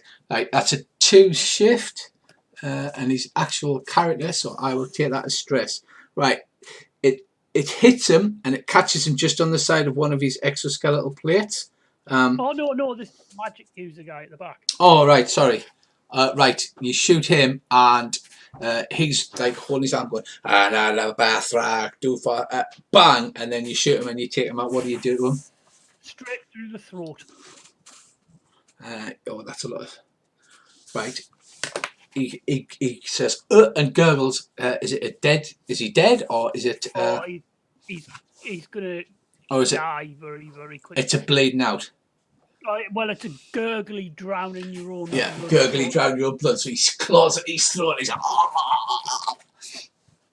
Did the guy in front of him, that's in front of me, have a gun?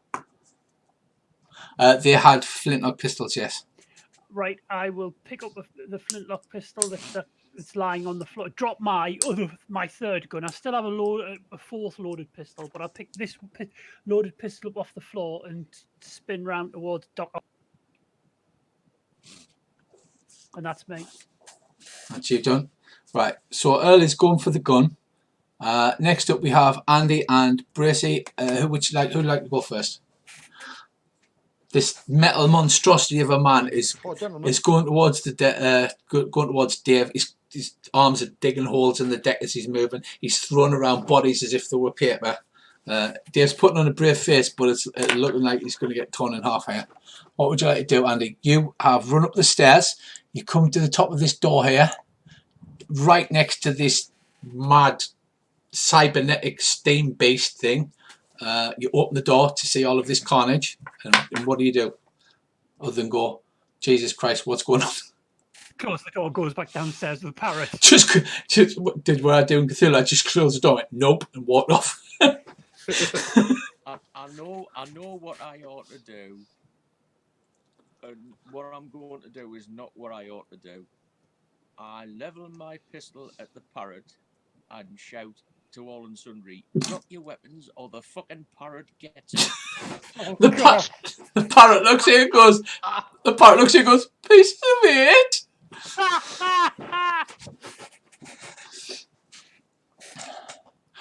Right.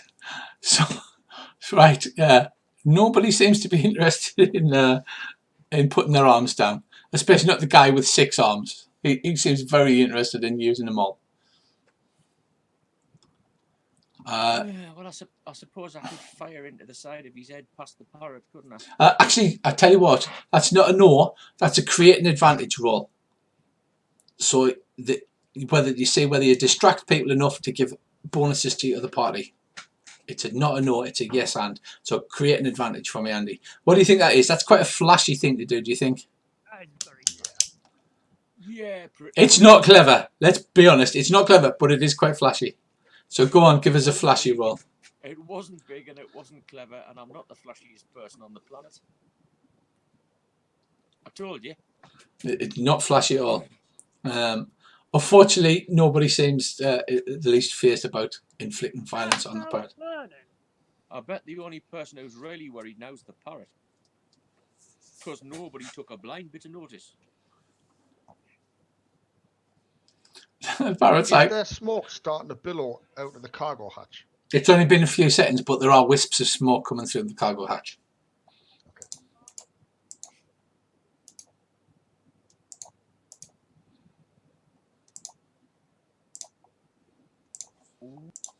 Right. So it is now, Bracy, you were thrown against the side of the ship. Your rifle's unloaded, and you see this cybernetic horror stomping towards Dave with murder in its eyes.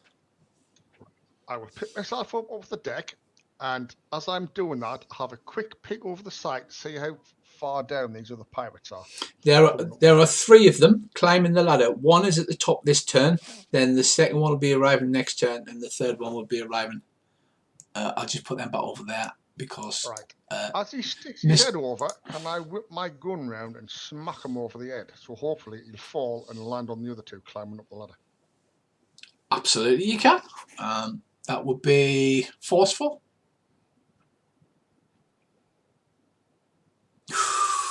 That's pretty good. That is pretty good.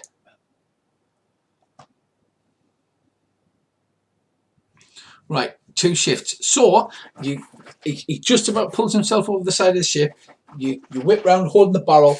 You strike him on the side of the temple. He falls off. The guy underneath him manages to throw himself to one side on the ladder, but he was blocking the way for the guy at the bottom who's looking up, and then he hits him arse first, straight in the face, and the pair of them tumble off and go crashing into the ocean. Sweet. Right, so that is everybody has gone. Right, so the captain, flashily leaps onto the stairs, slides down the railing, Dave, and flashily attempts to stab you with his rapier type thing.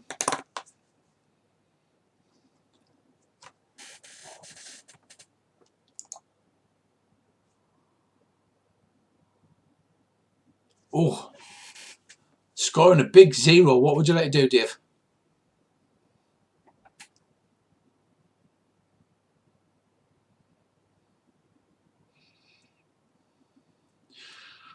Right, he slides down the stairs, sticks his sword out, attempting to impale Dave.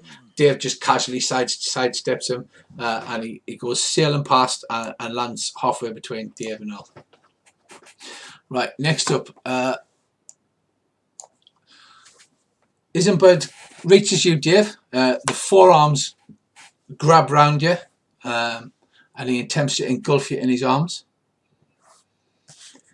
And I get a +2 on this.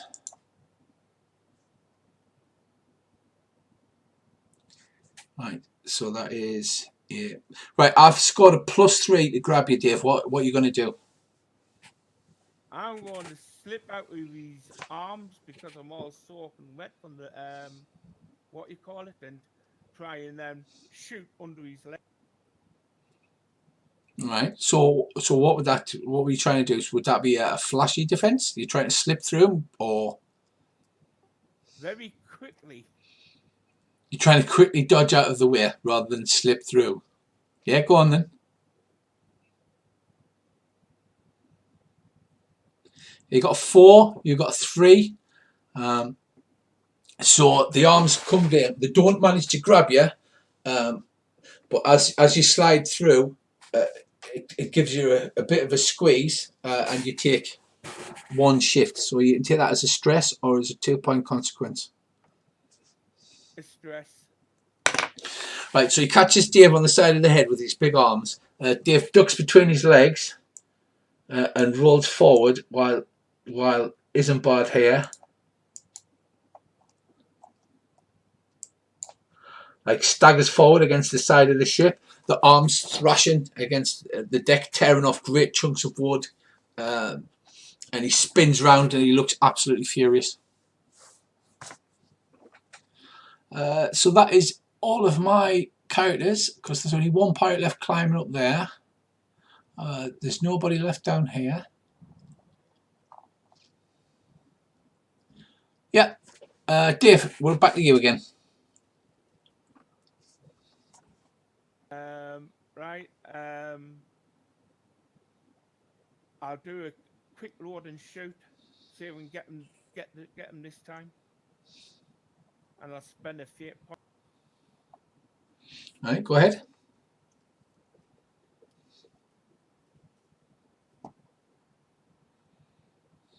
So that's 4. And I get to forcefully defend.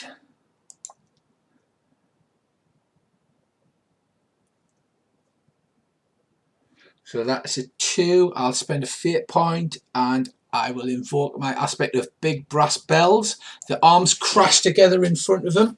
The lower 2 arms crash, forming a barrier, and the upper 2 arms crash, forming a barrier, and your shot ricochets off the clasped arms, which cost me a fate point. I'm down to 1. But that takes him up to a +4, which is equal. So you don't manage to inflict any damage on him. Right, so he's used that one, he's used that one. And he used that one with the minions as many times as he liked, but he's running out of minions, so that's pretty bad. Right, next up we have Earl. You've grabbed the pistol off the guy in front of you. The captain has slid down the stairs, flashy pirate style, went for Dave, missed, and then landed just behind you.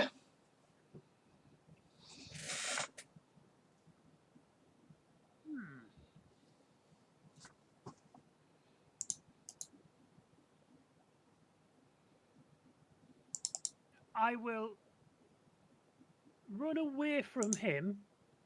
Or, like, I'll run around this corner here. But as I'm running away, I will flick the pistol that I have under my... No, actually, no. I'll turn round with the pistol I've just picked up, draw the other pistol I have. These are my last 2 loaded pistols, and shoot them both at the captain. Right. Okay. I have no fate points, so I can't do anything flashy, anything clever, so I'm just going to flashily shoot him with 2 pistols and hope. Right, go ahead, give it some. So that's 2 he's got to beat.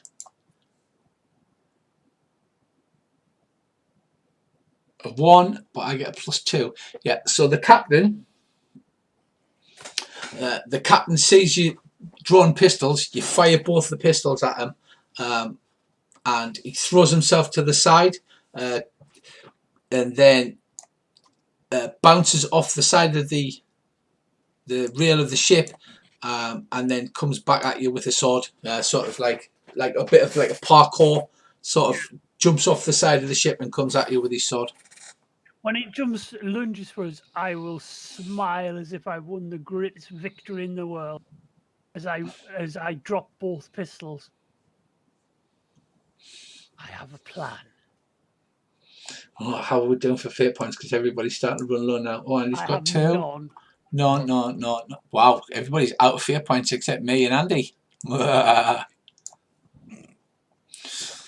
Okay. Dave, the arms dig into the deck, and he lifts himself off the ground, spins round to face you, and comes forward and takes a forceful swing at you.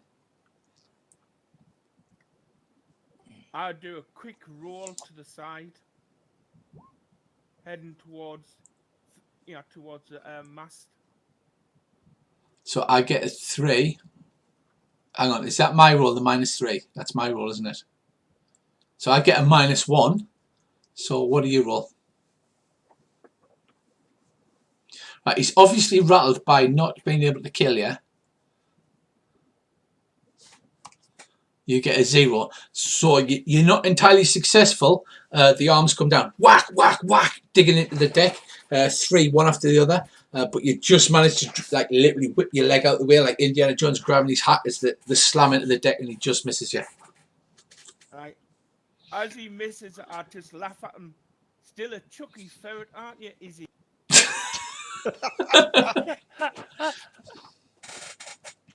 Well, I want him incensed because he'll just, gone berserk and won't be. He's pretty incensed. He's got all these awesome steampunk cybernetics, and he's just completely failing to kill you all. He just wants to kill you all. Is it so bad for a supervillain to just have a nice day and kill everybody? Right, so Dave, top of the round. It's you lot, then it's the captain that attempted to stab Earl, then it is Mr. Brunel attempting to dismember Dave. So, Dave, you're up first. I'll do a quick load shoot. Right, go ahead.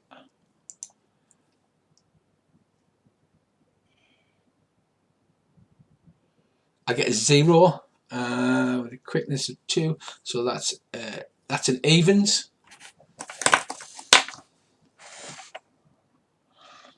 Attack even.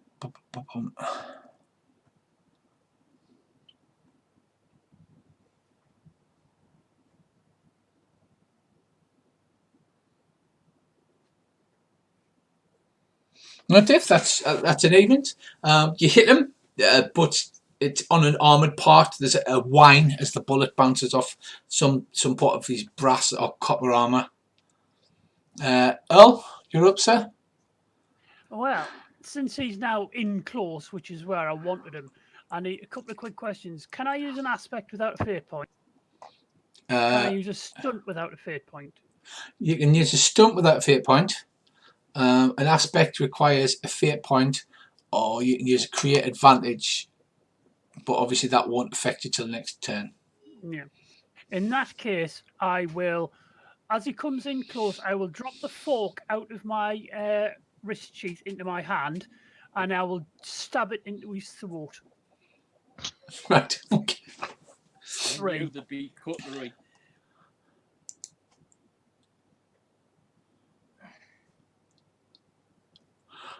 One, he's going to use his flashy, which is very flashy. So he actually, what he does is, it's going right in his throat, Earl, and then he does that. He holds his sword up, and the tines of the fork go either side of the blade, just stop him short. Oh, Rich, sword breaker! It's a fork, Earl. So yeah, so Earl goes with his fork, and he just stops it with the blade, just an inch from his throat. Wait a minute, his blade's on my fork under his throat. Yes. Right, I'll start pushing up, and I'll try to hold him in place that way. Yeah, yeah. Create an advantage for the people. Next turn, yeah. Yeah. Right, next up, Andy or Bracy, whoever wishes to go first. Andy, yeah, nobody seems impressed by your threatening the parrot except the parrot, who gulps and looks at you with big eyes. Right, I shall open the door of the parrot cage and then lob the whole ensemble at Mr. Brunel. Oh, God. Right, so And the hero points with butters in his face. that sounds like That's got to be create an advantage. Quite flashy, or what do you think? Is there an insane approach? Yeah, well, I'm not really terribly flashy, but I suppose, yeah, it'll have to be. Because you couldn't really argue that was a clever way to create. No, that wasn't. It was very amusing, though. It's got to be flashy, hasn't it? It has, yes. Yeah, unfortunately. Because I'm not really flashy. Right. No, I told you I wasn't. So the cage whistles past his head. The parrot falls out just as it's passing, lands in his face and goes like that, flaps its wings all in his face, and he's sort of trying to bat the parrot out of the way, but it doesn't unfortunately seem to have the effect that you were hoping for. He batters the parrot out of the way with one of his tool arms. The poor thing flies, crashes over near the main support mast in the middle, and then it raises its wing pitifully, and then just goes, pieces of it, and then expires on the deck. Oh, poor little sod. I was trying to give it a chance. By throwing it at the cybernetic death machine. Well, but that's why I opened the door first. I thought the cage would bounce off its face and the parrot would take the opportunity and nip out the door and leg it. Or flap it, or whatever. Quick, flap it. Right, so I'm afraid Andy's not great at the flashy advantages. No, right. I'm not flashy. Brizzy, you've got at least 2 rounds before that other pirate gets up. Right, okay. Brunel is like following Dave around the deck. Dave's madly dodging left and right. These 4 tool arms are slamming wham, wham, wham into the deck, and there's splinters of wood flying up. There's a drill on one of the end of the arms that's going like that as he's trying to impale Dave. Right. I'm pretty sure I've got a pistol, because we all had rifles and pistols, didn't we? Oh yeah, you definitely have a pistol. Yeah, right. I will draw my pistol, and I'm actually going to aim carefully at this bloody captain guy that's fighting Earl. Because at the minute, he's looking straight at Earl. Yeah. With his bloody sword and having a sword and cutlery fight. I'll give you that. And I'm going to plug him. Right, go for it, son. Will I be careful, as I said? That's carefully, yeah. Yeah. Right. Oh, naughty, naughty. Ooh. Right, you get 4 shifts of damage. Where you take them out. What would you like to do to them? Straight through the ears. Red mist again. Right, is it a red mist, or does it go clean through one ear and out the other? so that there's just a trickle of blood runs down his ear, and he looks Earl in the eyes. His eyes go like dead. Oh yeah, yeah. 8-ball hemorrhage. Ugh. Yeah. He does that. I'll wink at the guy as the light goes out. Yeah, the light's going out his eye. His eyeballs start to fill with blood. Earl. Yeah, and so there's like, and like blood runs down from both ears, and then he slowly slides down your fork until he collapses onto the ground in front of you. Did he have a pistol in his belt? He did, yes. Can I grab that as he falls away so it's in my hand? Yes, you can do that. Okay.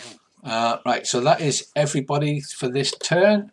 We're down to just Mr. Brunel now, who's intent on ripping Dave a new one. Who thought, that'll be a nice easy trouble. Right, Dave, he advances on your arms, thrashing. The drill's going. He's got a pair of pliers on the other one, going click, click, click, click, click. He forcefully attacks with his cybernetisms and gets a 2. Right, I shall quickly. No, sorry, that's a 1. I'm just making numbers up now. I shall quickly run out, watch out of the way, laughing at him. So Dave rolls -4, gets his head torn off.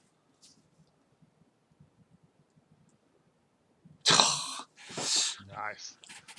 Right, you literally do laugh at him as well.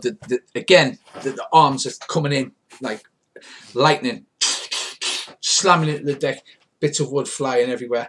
One of the arms with the claws on the end grabs into the grate on the floor and literally tears a chunk of the grate away. Wouldn't it be funny if only had a fate point for the creator giveaway and him to fall? Hint. Well, the great giveaway and fall in the burning room underneath. He's not on the grate. If you look, him and Dave are like backing up alongside the gate. He's just torn a chunk of the grate up. Right, so we're back to Dave. Alright, I'll do another quick fire at him. You need to make a quickness roll to reload first. Right. 5. Is that quick enough? Yeah, you're quick enough. Right, as Dave's running and desperately throwing himself left and right, he does the old bite spit and then shoots. Go ahead. Oh! Wow. Davey! What's up with them numbers, man? You the man! I get a 2, so that is forceful defense because he's just relying on his superior armor and bulk. That gives me a 3. So that is, you'll take that in stress. Right, for the first time, Dave, like in Rocky when he's fighting Drago, he's chasing you around the deck. There's bits of wood and metal flying everywhere, and then you literally pull the pistol up, shoot, and you catch him in the cheek, and there's a spray of blood, and you've actually bloodied him. He stops for a second, and like one of the metallic arms comes up, wipes his cheek, and he looks at the blood that's smeared on his cheek, then roars in that horrible metallic bellows type thing. It goes absolutely mental. Right, who's up next, my friends? Earl, you are up next. You've grabbed a pistol off the dying captain. Cunning plan. My plan is massively cunning. I am going to throw the loaded pistol to Bracy. While it's in the air, I am going to carefully have a look at Brunel. Is there any place that appears to be like a switch on him or anything that I could bridge with a fork? No, but you could certainly go for something vital. That would definitely be create an advantage. That's what I'm going to try to do. I'm going to shout at Brunel, metal bridges are feckin' stupid, and I'm going to throw the fork in a way to try to bridge something that will create an advantage for. Right, so are you staying there or are you moving towards him? I'll step to there, so it's an easier throw for it to. Right, well, Earl, I am going to invoke your new aspect that you have, that you don't know that you have, called Cursed Luckstone. Oh, great. Okay, and So you can have a -2 to throw the pistol to Bracy, or a -2 to hit him with the fork. It's up to you which one. You store the thing in your pocket turns cold again, and you're like, hang on a minute, I threw that to him, and then it's in my pocket turning cold again. Oh, I don't like this. I will take the minus on the throw to Bracy, because Bracy might be able to affect that by grabbing it out, snatching out the arrow. Right. Earl goes to throw you it, totally cack hands it, and it spins end over end towards you, Bracy. Make me a. I'm tempted to say flashy, because that is quick. Oh, quick or flashy? Which way would you like to go? Ooh, flashy. And Earl, quick or flashy? I will go for flashy.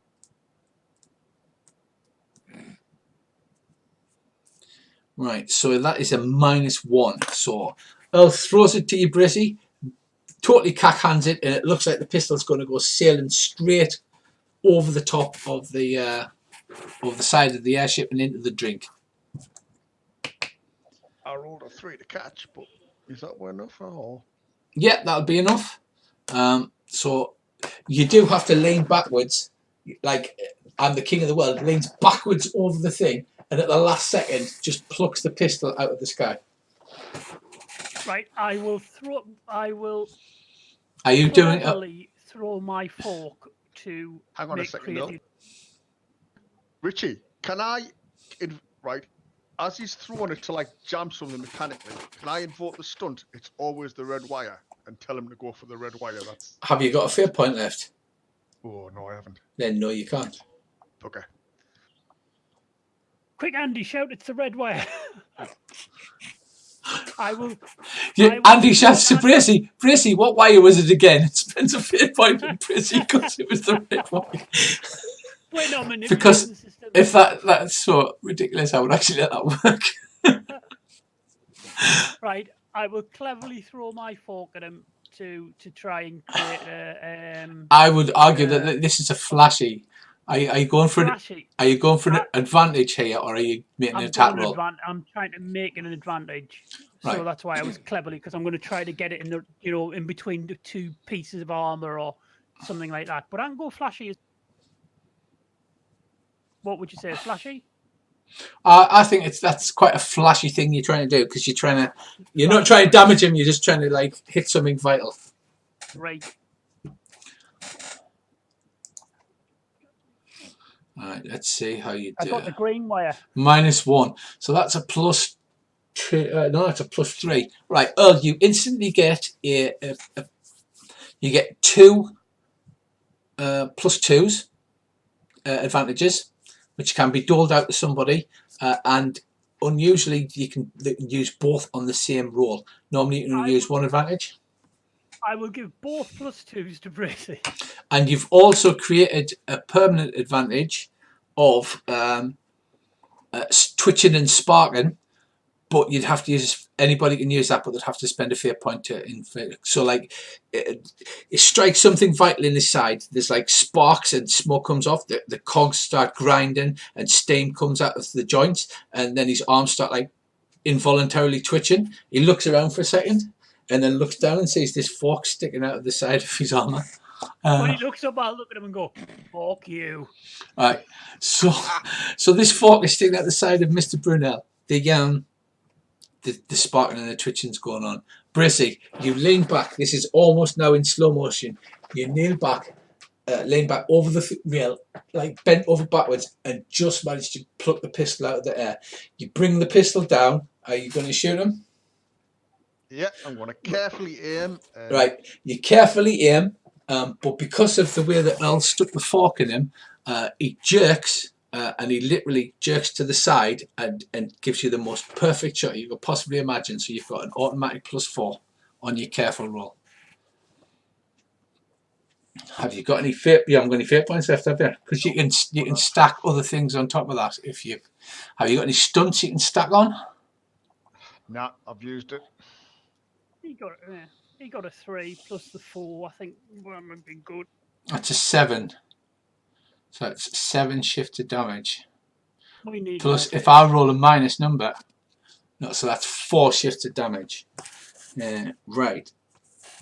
He'll have to take a consequence for that. So you've done a minor consequence to him. Sorry, a moderate consequence to him, Brissy. You've hit something vital. What happens? What have you done with your bullet? Oh, let's see. I've hit him in the red. I've hit him in the red wire, which will, you know, knock out his power for a couple of rounds. Right. So you've damaged suit power. Right. They're already twitching his arms, but as he heads forward to pound Dave into the thing, there's a big spark leaps across his chest, and the arms just sort of go limp and go and fall flat to the deck. And he spins around, and he's obviously trying to manipulate them. Like the ends of them start twitching a bit. Right. So next up we have Andy. You are standing right in front of this gentleman here. His tool arms have just gone completely dead. Right. Is there any way to say externally how his suit is powered? You can take a look. It looks like it's an exoskeleton, but because you're closer now and because of the damage and his arms thrashing about have torn his thing, you can see behind it's almost like a girdle, but it's grafted into his skin. The staples and nails go through the metal and into his skin where it bulges over the top. There's bits of like raw flesh where the skin isn't there poking over the top, so it looks like it's wired straight into his spine. You have fate points left. You can invoke. I do. You can invoke the damage suit power, or you could invoke Earl's advantage, which was sparking and shaking. And well, if he's already sparking and shaking, I shall pull out me second bottle of lamp oil, tip it over him, mainly his actual bare skin, the bits of skin I can see, and light it. Right, so Andy rips this thing, tears the stopper off, grabs hold of like the bladder and squeezes, and there's a great squirt of lamp oil just sprays all over Brunel, and then he lights it. That's going to be a forceful attack, so you can stack whatever bonuses you like on Andy. You've got 2 fate points, so you could stack on. I could stack me Gorbals Die Hard on, couldn't I? Yes, you could spend 2 fate points, so you could spend the Gorbals Die Hard, and then you can also, because it's a separate invoke, either the damage suit arms, or you could invoke the sparking and shaking.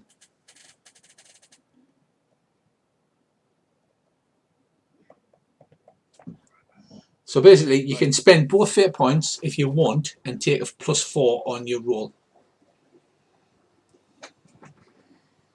Right.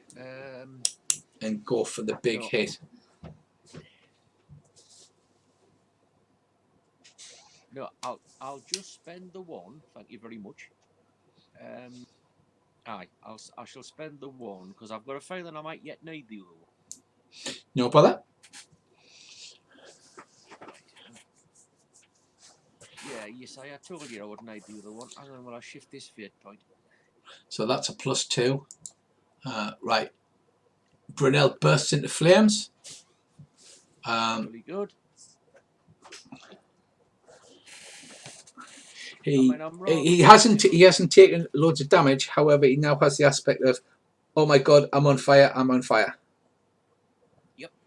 And the quickest way to put that out, Mr. Brunel, is to run and jump over the side. Because I bet you'll sink. Right. So Andy, Bracey, have you went and then Andy went, didn't you? Yeah. Right. So it's Mr. Brunel. Right, Dave. He doesn't have he can't control his arms at the moment, so he'd rather pitifully swings his normal hands at you because he has no guns or any kind of thing. Except for this giant cannon comes out of his chest. No, just kidding. Right, so he tries to grab you around the throat. He's like, must kill George. He only gets a 2 though. Alright, I shall quickly do another dodge out of the way. Right. Should we rename David Sonic the Hedgehog?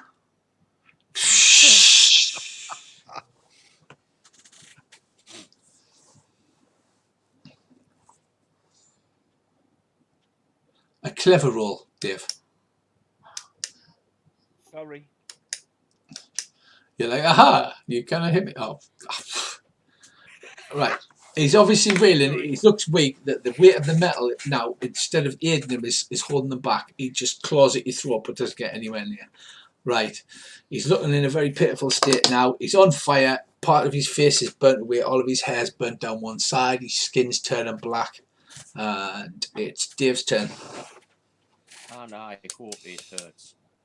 Yes, and I'm going to do another quick load and shoot.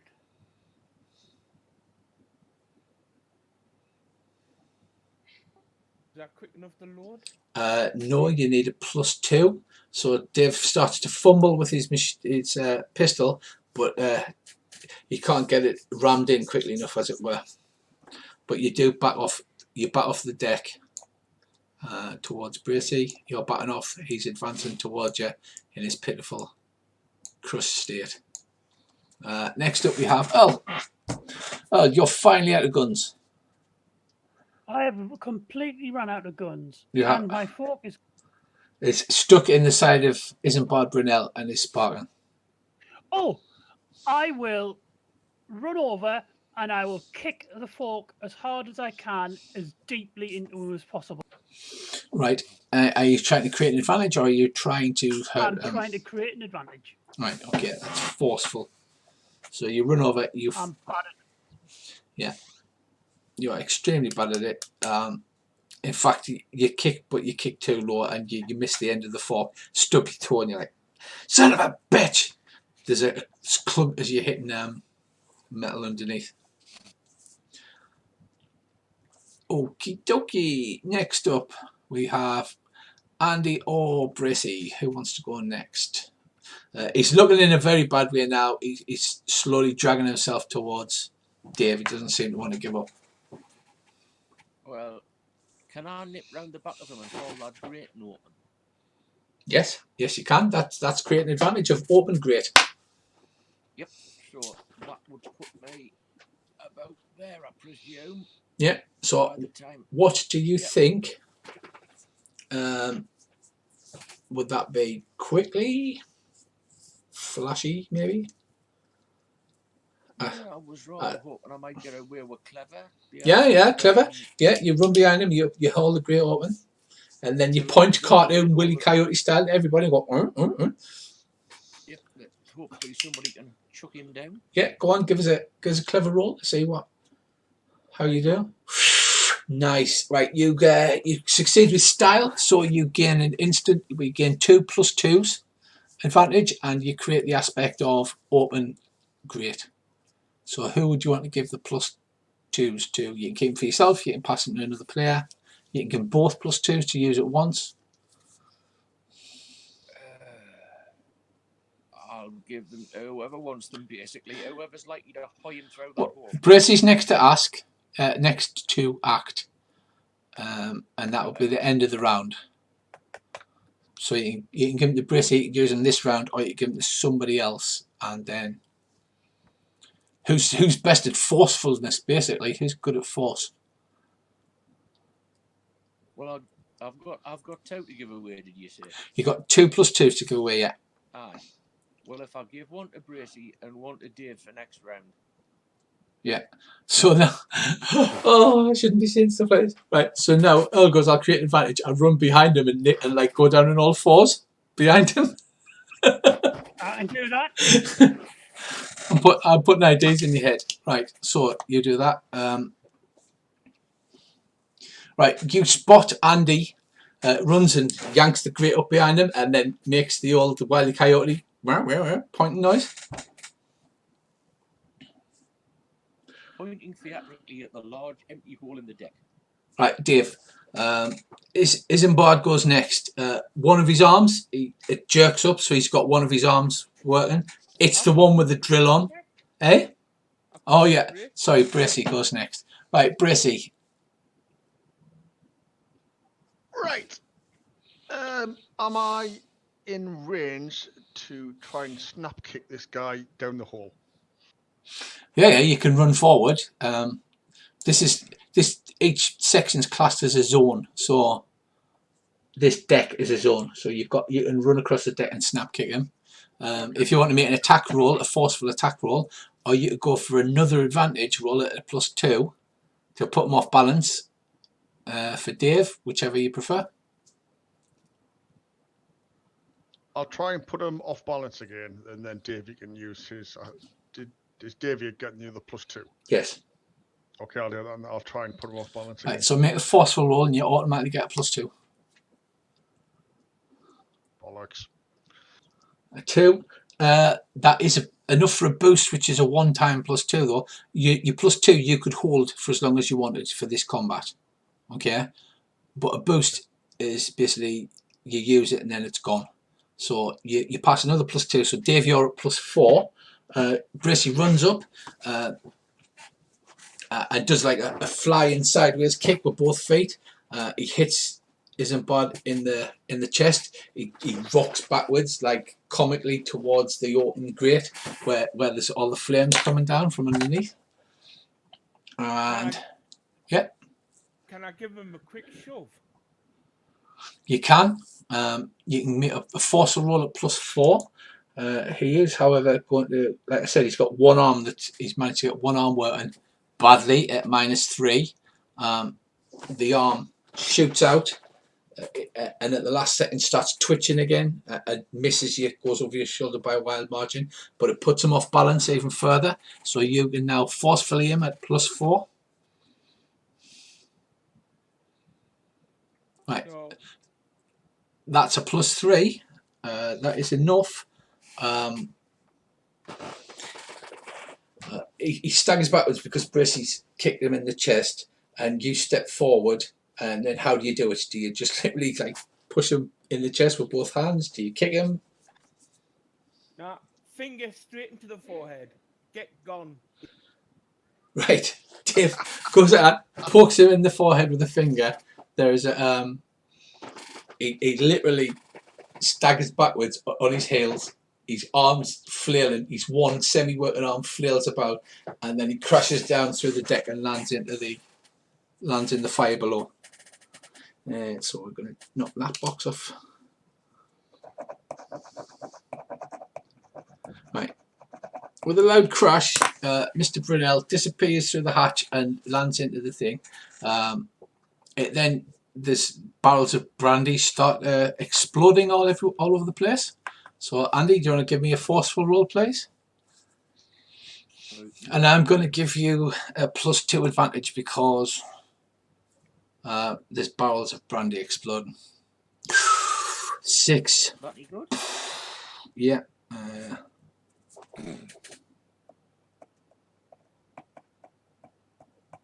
Right. There's some loud explosions. Fire and smoke shoots out through the hatch leading from the cargo place. The whole place down below has the aspect of fire everywhere, and there's a great explosion. And like I said, flame gouts out through that. And you have cleared the decks. We are brilliant. Abandon ship, lads. Just Hang out on, of isn't the curiosity. one pirate still climbing up the rope? Oh yeah, there is, yeah. He just gets to the top, sees all of this carnage and shouts, "I surrender, lads! I surrender! I'm on unit for the loot." I'll reach into my pocket and pull out my pasty. Your pasty is split open, if you remember, because Dave used a fate point because you were about to be stabbed with it. Damn it. And if you remember, he hit the wood of your steak that was concealed in your steak bake.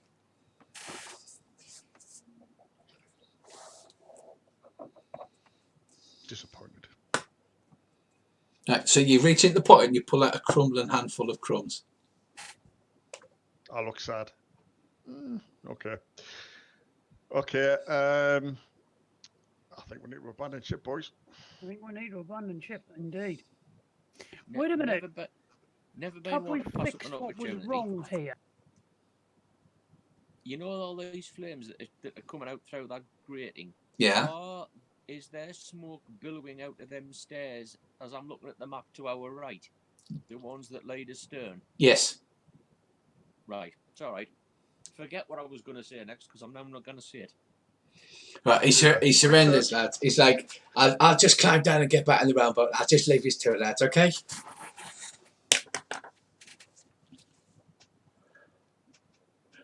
So, right, quick search. Where you've got, you've been to. No, I was only joking. I'm not actually going to do it. Right. Because if there wasn't smoke coming up them stairs, I was going to belt straight down to where that brass box is under the table, grab it and leg it back up again. Well, there is So if I smoke don't bellowing think there. Yeah, but if I don't think I've got time, I won't. Somebody grab the stunned parrot. We're not saving the parrot, are we? And he's got a fair point. It could be dead or it could be alive. It's always up to Andy. Schrodinger's parrot. Yeah. I shall run across Oh, and scoop that up the reminds parrot. me. I'll tell you about Schrodinger's wife later. Right, you grab the parrot, Andy. Is it alive? If I have to spend a fate point, yes it is. Right, so you administer the kiss of life to this parrot. The parrot squawks and then looks at you gratefully. Right, so how are you planning on getting off this thing? You haven't felt like you're going to travel through the Bifrost coffin yet. That pirate lad who surrendered is currently climbing down the ladder to get back into the rowboat to bugger off. Shall we go down after him and get the hell away? Right, so Andy gets the parrot. He gets to near the mast, and just as he does that, you all move to the edge of the thing. Just as he does that, the whole grating just explodes upwards, and Brunel drags himself out. Two of his arms are snapped completely off. He's burned horribly all down one side of his face, and one of his arms doesn't work, and he's supporting himself on one arm, and he comes lurching across the deck towards you. You can barely understand him as his throat's partially burnt away. You can see under his skin some of his bones have been replaced by metal, but he's still on his feet, and he says, "The order of the brass kraken will avenge me." You zips down, mate. He goes, "What?" When he looks down, I'll rush over and try to kick him back down the hole. I was just going to say, and at the same time, I shall discharge my unfired pistol point blank into his face. This sounds like it could be helping. Bracy, Dave, what are you doing? I'm going to pick the boarding axe off that dead guy shot in the head that's right at my feet. Right. And Dave? I'll shoot him. You hadn't finished reloading last time, remember? You'll need to make a quickness roll. Okie dokie. I've got all sorts of things tucked away in my petticoats. I'm all right for guns at the minute. I'm sure you do. I load and then I shoot. Right, I'm loving this. So, normally it all goes in quickness order. Time seems to stand still. Bracy grabs the board axe off the guy, runs over, takes a mighty swing at him. As the axe is coming in, Andy pulls his pistol out and fires. There's a burst of like smoke and the pistol discharges. Davey does the same from the other side. There's another bang as both of them go towards him, and just as all of these hit, the axe lands down heavily on his uninjured. Well, sorry, it is injured. His burnt side, just at the shoulder blade, and he hits him in the left side of his chest, just where your heart would be. Davey hits him the right. He starts going backwards. He looks as if he's just about to get that, and Earl just runs over and both hands him straight in the chest, and he crashes back down. Yeah. Can't grab me fork as he falls and pull it out. Make a quickness roll.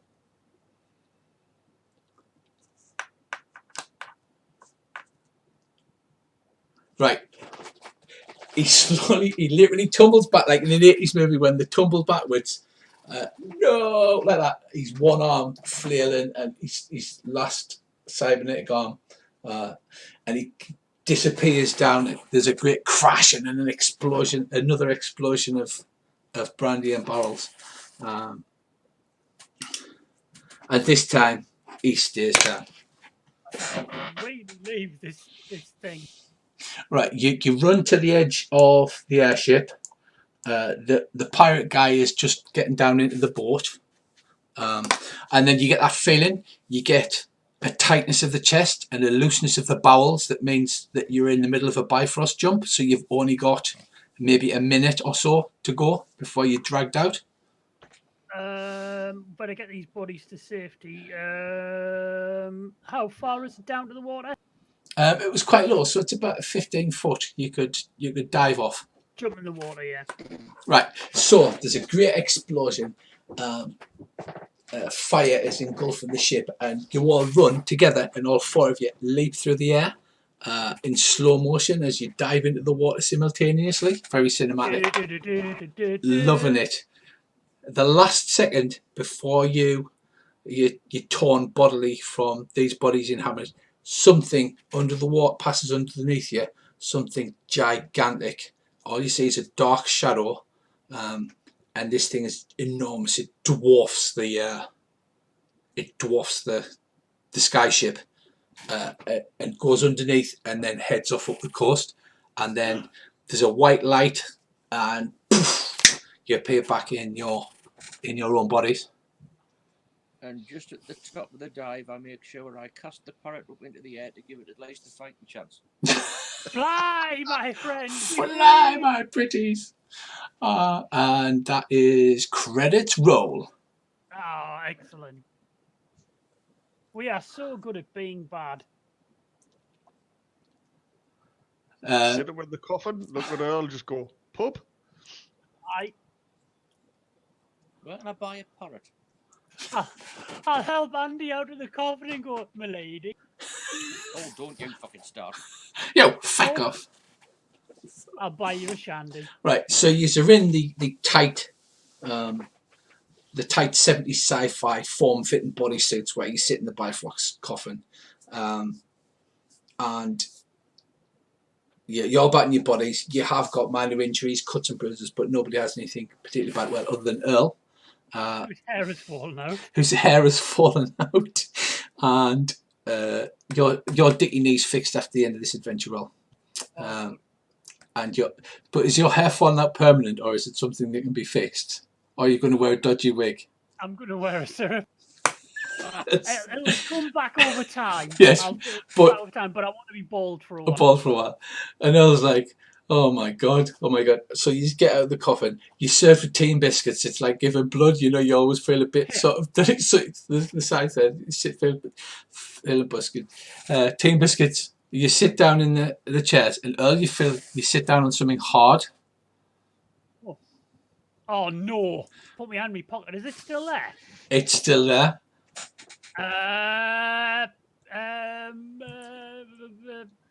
Can you bring things back from other dimensions? I'll say to one of the technicians.